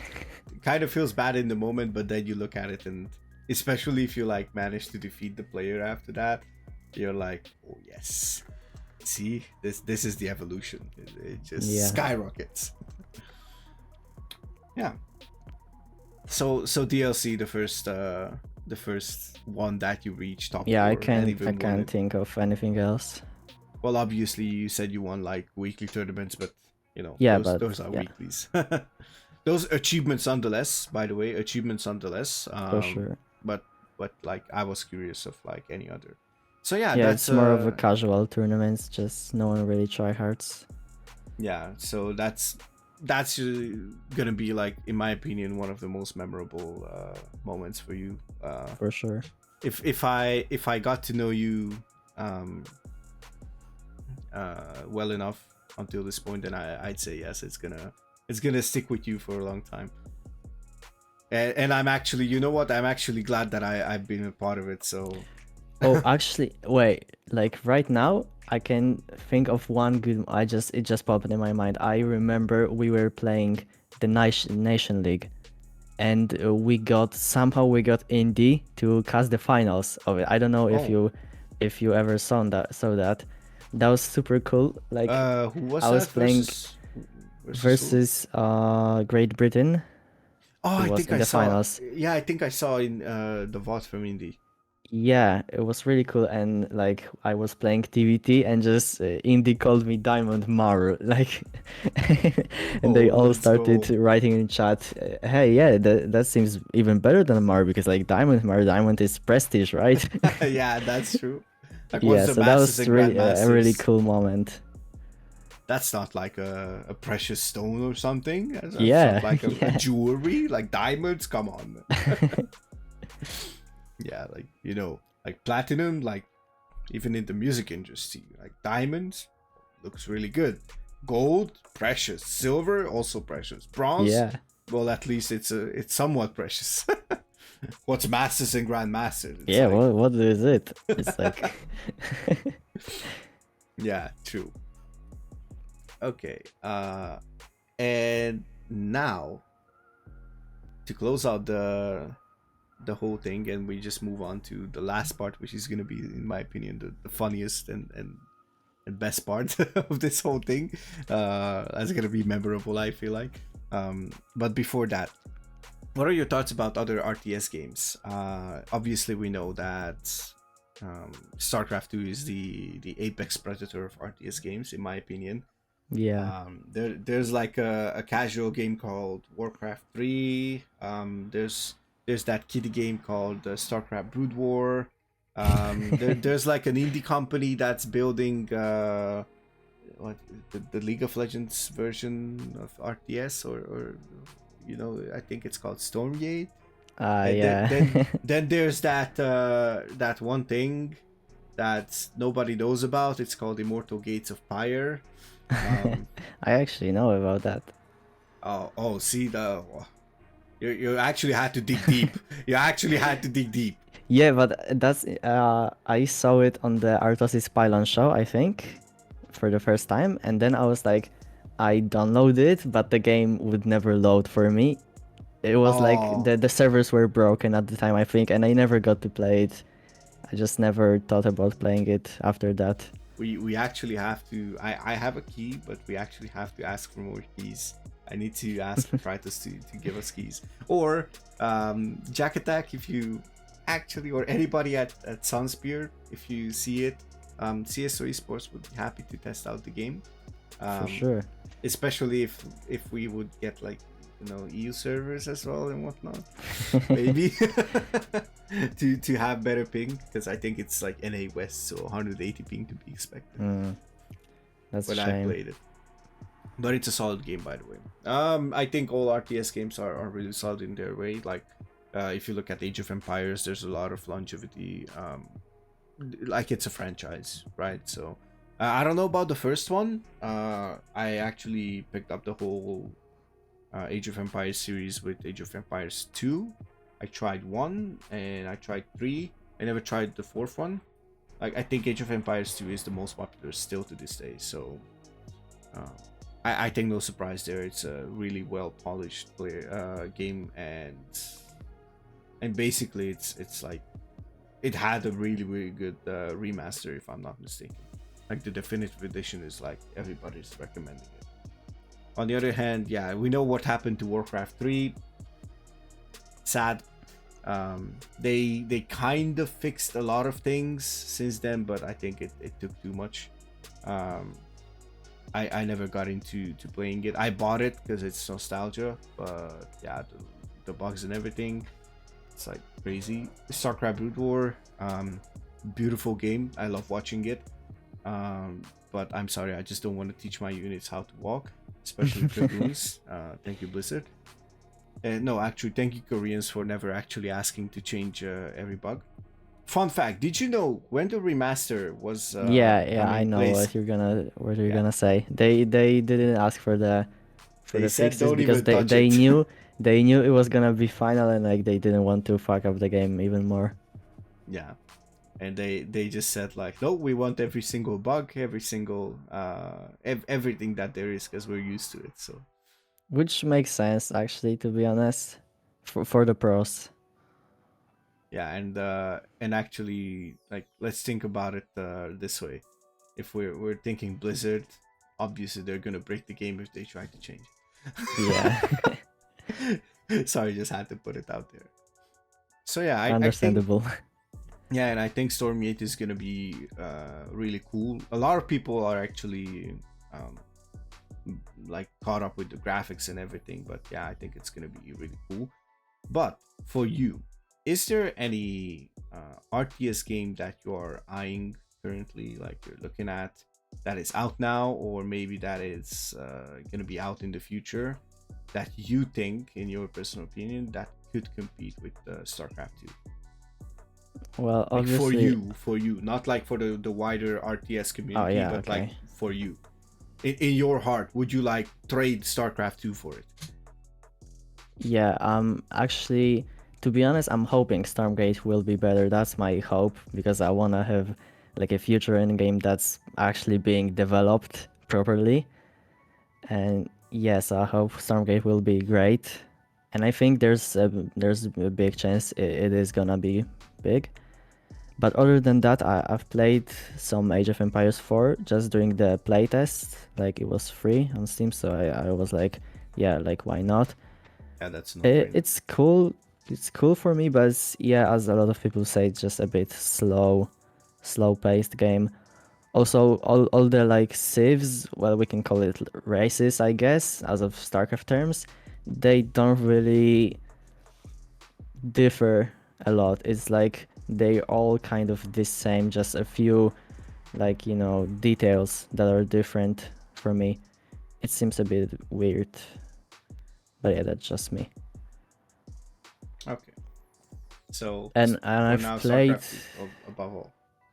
I've played some, like, I doubt even a lot of people know about this game, but there was a game called Halo Wars. It was like console RTS. I've played a bunch, but just for fun.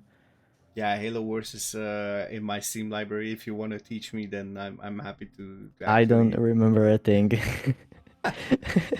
I'm planning to play it on stream, actually, like I'm sure you will playing be the better than story, me. like playing it playing the campaign on stream. That's a future plan. But yeah, I happen to know it because I like the That's Halo cool. franchise. That's cool to know. I was a big Halo Combat Evolved fanboy back in the day. Yeah. I just love Master Chief. That's me as well. Okay, so StarCraft 2 above else for now? For now, yeah. Okay. Alright, and now we're gonna go. I don't know if you have the notes in front of you or anything, but we're getting into the part where we're talking streaming content and, of course, memes.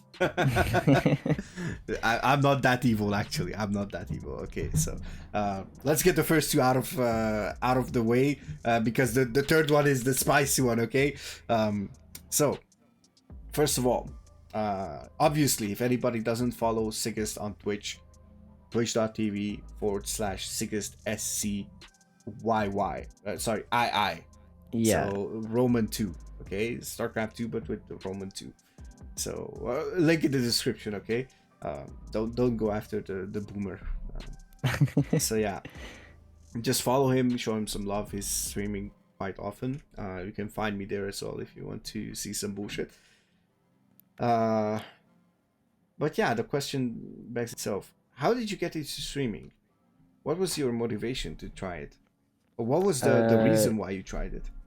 That's also another thing I doubt a lot of people know, just my very close friends, because at the time I had like average one viewer. It was just me or my friend.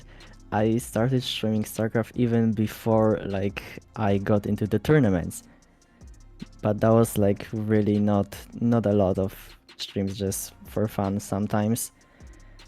But yeah, more like these days, the Diamond League Championship got me into the streaming because I thought like, well, now I can call myself a champion, so I guess I can stream and maybe some people will learn something, hopefully. That's my plan, and just obviously have fun, chat with people. Also, I love streaming. I love the thing about streaming is like I get so much bored about the game if I like just play for myself. And when I have the stream, the chat is like it's super fun to me to just play, like kind of you can say with the chat people, you're playing with them. Guys in the chat. Yeah. I just love that feeling. Yeah, I kind of can relate to that. For me, it's like it's enough to like jump into a voice chat, and I don't even care if people like play it. I could just shut up and just play the game. I'm happier if I'm around people, you know. So I kind of feel that side. So okay, so what does so I guess people motivate you, am I getting that right? Kind of, yeah, you can say that. Okay, other than people, what motivates you to stream? What's your motivation? Your also goals and everything? I guess the hope that someday I will not be just centered on the game itself, but maybe more on the community as well. Like if you build a community, like I guess like Artosis, they are just the people are there for him and not really necessarily the game.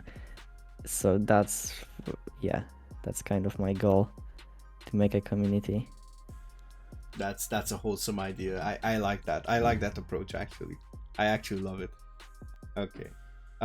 Do you plan on streaming anything else in SC2 now that we talked about this side? For now, I never planned it, never thought about that, because obviously for now I'm tryharding SC2. That's the game I love the most, and you don't want to show poor gameplay on other games, I guess. Yeah, kind of. Also, my PC would not hold the Warzone and stream at the same time. Yeah. So that's really just the two games I play right now, just Warzone and Starcraft 2. So no, not really a much content in other games, I guess. Yeah, and actually the two of them are like kind of different. Totally different. You would have to approach it like very, very differently, in my opinion. Okay, so StarCraft for now. That's good. Okay, so let's talk about the fan base and your viewer base and everything. Who would you actually want to cater to more? Who would you like to appeal to more? Like, would you be happy to appeal to the casual viewers or more to the hardcore grinder community? No, for sure the hardcore players and the grind. Only the grind matters. What is that? The Sigma male mindset, or what was that? Like something like that? Yeah, you can say that. Yeah, I'm a hardcore player myself, so obviously that's what I'm aiming to share at my stream. Yeah, so you filthy casuals can just piss off. Well, no, I didn't say that. No, nobody says that. Obviously, nobody in their right mind says that. Obviously. I'm pretty sure someone was stupid enough to say it on stream to their own fan base and just lost all the respect from a lot of people. But yeah, um, I don't know you for being an asshole. So you're actually one of the. You don't know the Polish community. Oh well, we're not talking community. Am I actually talking with the Polish community or am I talking with Sickest the player? You know. Well, it depends. Are you representing the Polish community? In some way, Well, yes, no. but like, well, in some way, yes, but like not as a as a common opinion and everything. Oh my god, I just peeked at my Discord and it's 8 messages. I cannot imagine what happens here. Like, you know, the issue is people know that I'm talking with you, so Must have and been they still just something message me important, like I crazy. guess. It can wait. If they want to have me, then they'll call me and everything. So um, I don't think it's anything too hardcore to actually be afraid of. Um, but yeah, let's get back to the whole thing. Okay, so hardcore fans. All right. Well, I cannot say I'm all about the hardcore fans. I think I'm kind of like in a transitional phase where I put out more fun content and try to make my streams thematic and everything. I know the hardcore fan base just doesn't care about titles and whatnot. They know, okay, this guy is playing the game, he's grinding, and let's go. Let's see what he's doing. For Yeah, me, I it's actually more like often forget to change the title. That's like I have like two on my VODs, two streams in a row from the same title, and it's like it says I'm playing a tournament. yeah, you can change that actually after.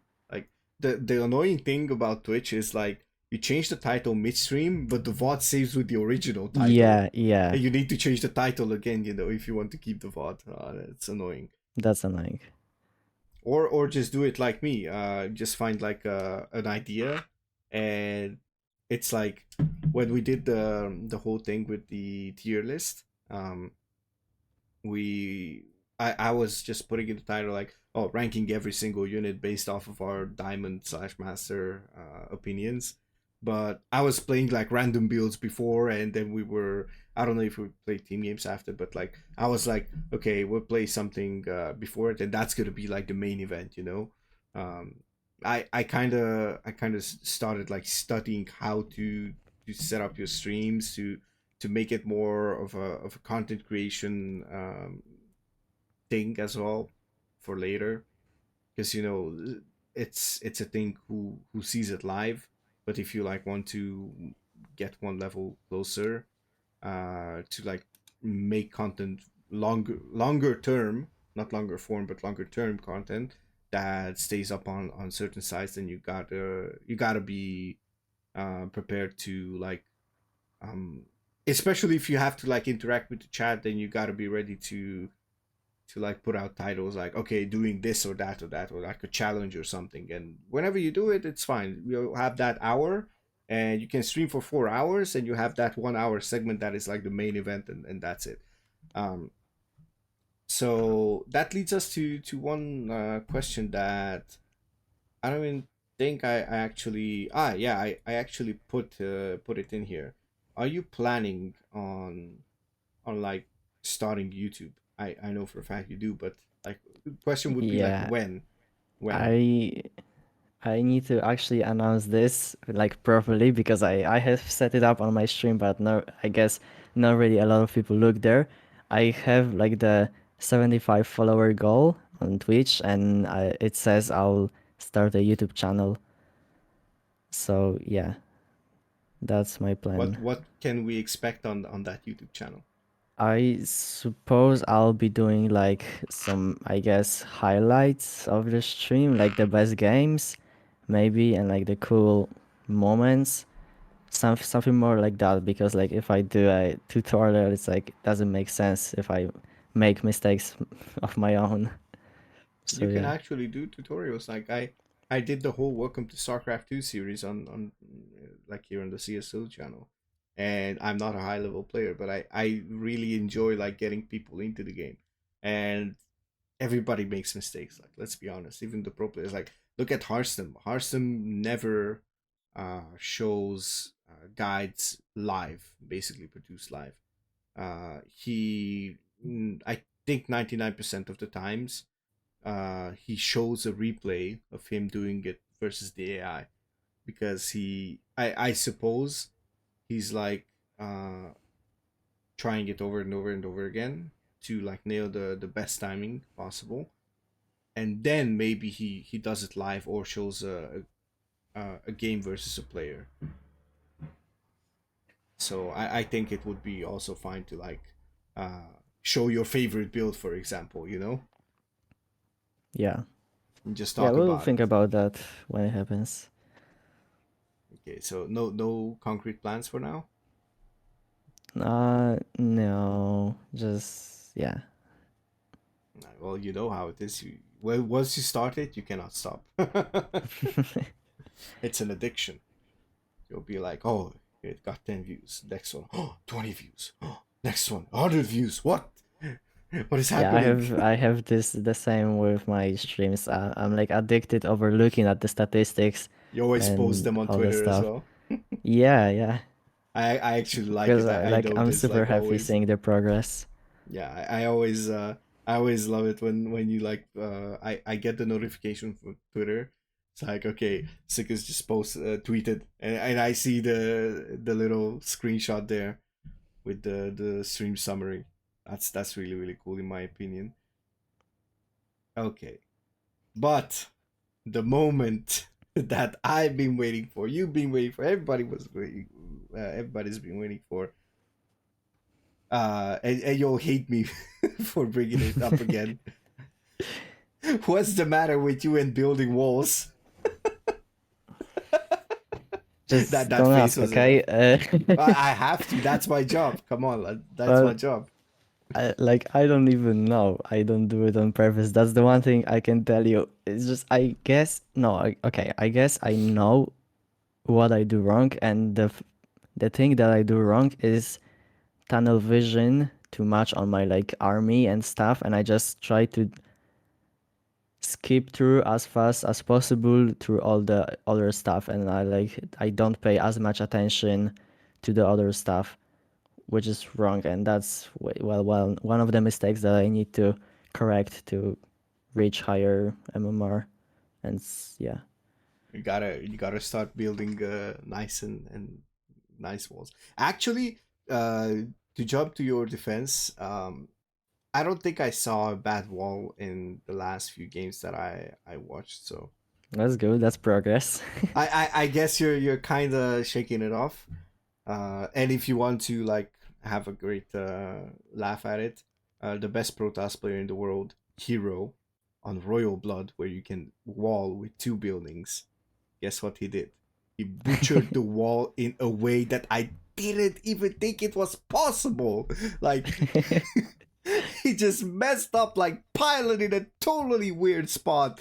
He had to like re-wall behind it, and it was like a whole mess. Like, oh my god, I was like, dude, like you're the best Protoss in the world. Like, what is this? Yeah, that's a classic Protoss moment. Yeah, like I I'm gotta like say that.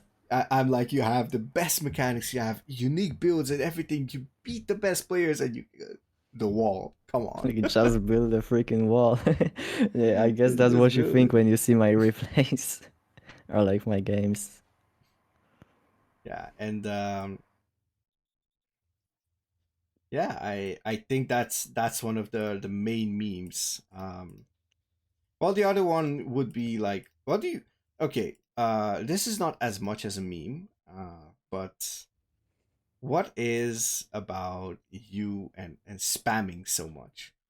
I know a lot of people are divided between this. Like, a lot of people say spamming is like not good because it takes away from your attention, and just messes up your build and your macro and whatnot.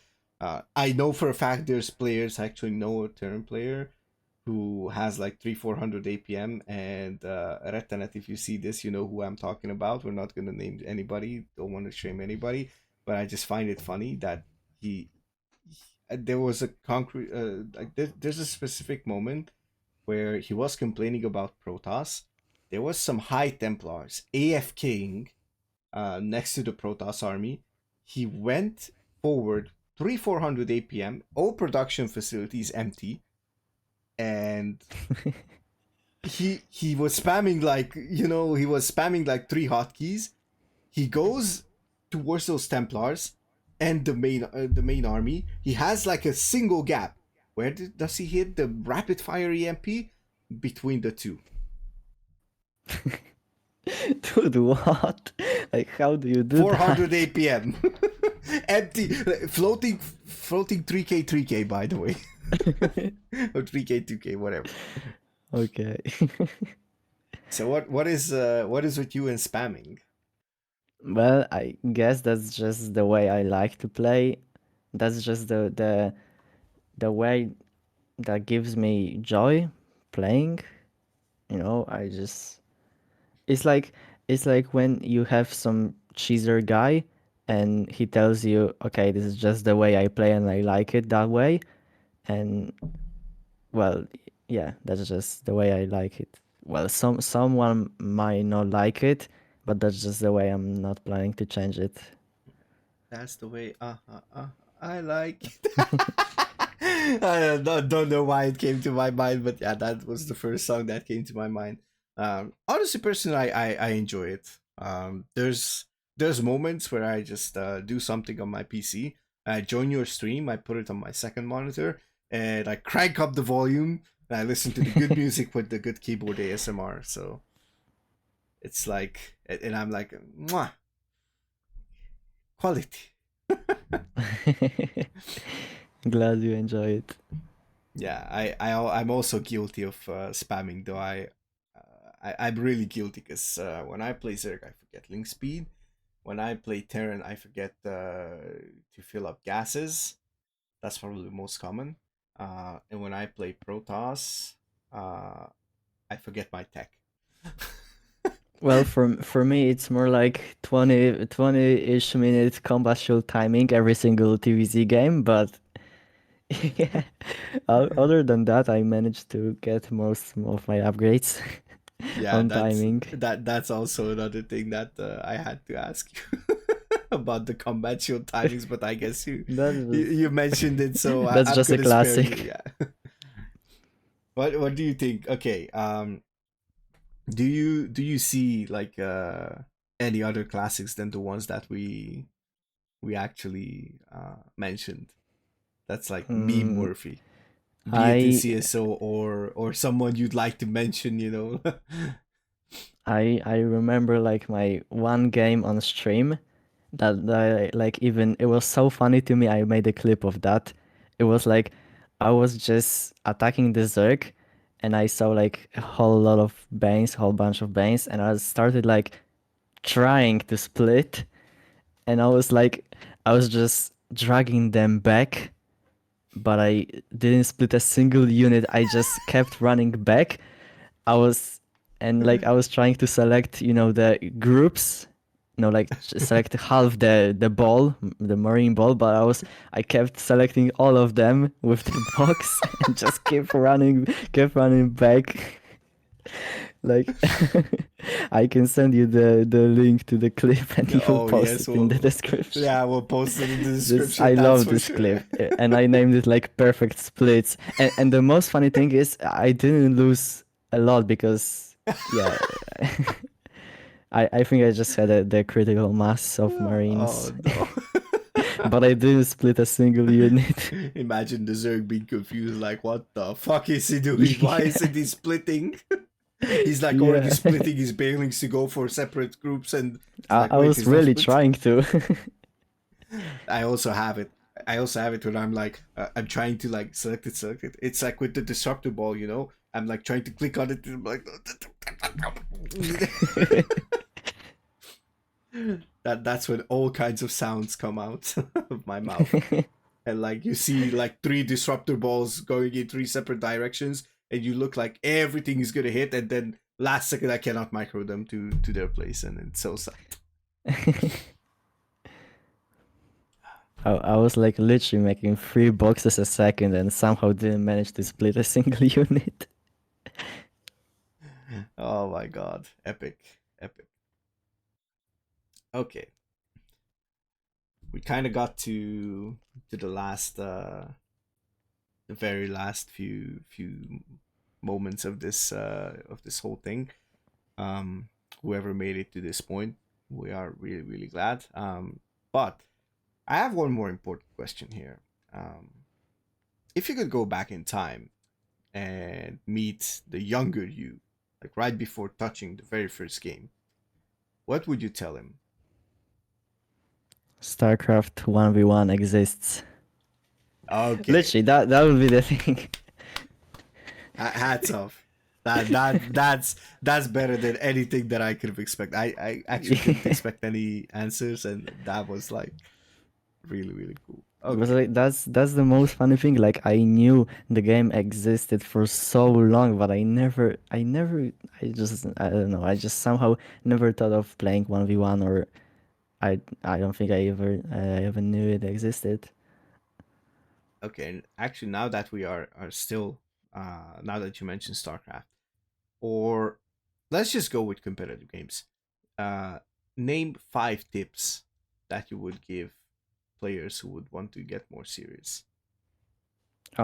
So for sure, as we discussed earlier, uh, you shouldn't focus on the wins, just on the improvement, and like watch your games, take notes, um, ask others. Also, that's really important. Asking others about opinion is like really important. I I watched like the was it what was it called, the signature series, was it, of the ESL with Maru. It was like he was at the they were talking that he was at the team house but never like interacted with the players, and just as soon as he started interacting, asking for opinion and stuff, he just skyrocketed. So that's really important Okay, to ask so not others, focusing. Okay, not focusing on wins, asking others. All right, taking let's notes, taking stuff like notes. that. Okay, two And more. yeah, um, Let's say two more. well, if we're just talking about StarCraft, then don't focus on the MMR, because that's really like, uh, as you said, that's the ladder anxiety, and it's not really good. It's not working for your good, and I don't know. I don't Something actually with know. tournaments. Let's touch the tournament side because we were talking about like serious game. Mm,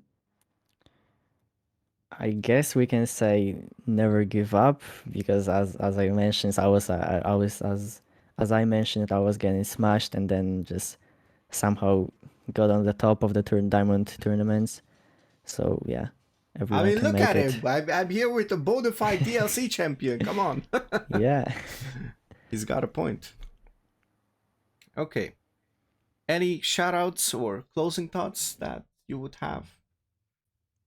For sure, shout out to CSO, my also to all my viewers on Twitch. I love you guys for being there for me. I hope we can make the community real, as I I'm one mentioned. of them. Shadow obviously for Maro, because I would say like for me, literally he won the tournament, not me, because it's like I would have never made it if not for him. Also, he got me to the CSO as well, and yeah, shout out to the whole Polish community as well. All right. Okay. Oh, Sickest, thank you very, very much. Thank you for having me. We almost had 2.5 hours. You didn't beat Rumbus's record, but obviously that's not why we're here. So I'm glad that we could actually talk this for this long. That means you had something to say. I hope I hope it wasn't stressful or anything. So yeah, um, I guess it remains to do some outro thing here, which I'm also terrible at. Intros and outros, that's not my thing, but obviously I'm trying, so I'm getting better at it. So yeah, huge shout out to the CSO community. Thank you very very much for watching us actually like be it from my side or any other CSO member side. As I said, check out Sickest stream. I'll have his Twitter, his Twitch over there. If I get like a YouTube channel link, I'll post that as well. So wink wink. You can go ahead and subscribe before the first video is there, so you get notified. You go ring that notification bell and everything. If you're interested in yours truly, your host, moi, then I'll also have my stuff there. And yeah, if you're interested more from Sickest, then besides his Twitch, we have the CSO POV, where I basically was watching his stream and kind of like reacting to what he did, and just listening to his commentary and all that stuff. So that's a fun experiment. If anybody knows the Pig series, then it's something among those lines. Obviously, I don't have that much knowledge, so it's more like me reacting and sharing with you guys. So yeah, thank you once again for being here, and hope you have a really really successful career. I'm cheering Thank you. for you, and I'm pretty sure a lot of people will cheer for you. And that's for you guys in the chat, in the comments. Share your thoughts, and yeah, I'll see you in the next one. See you. Peace out.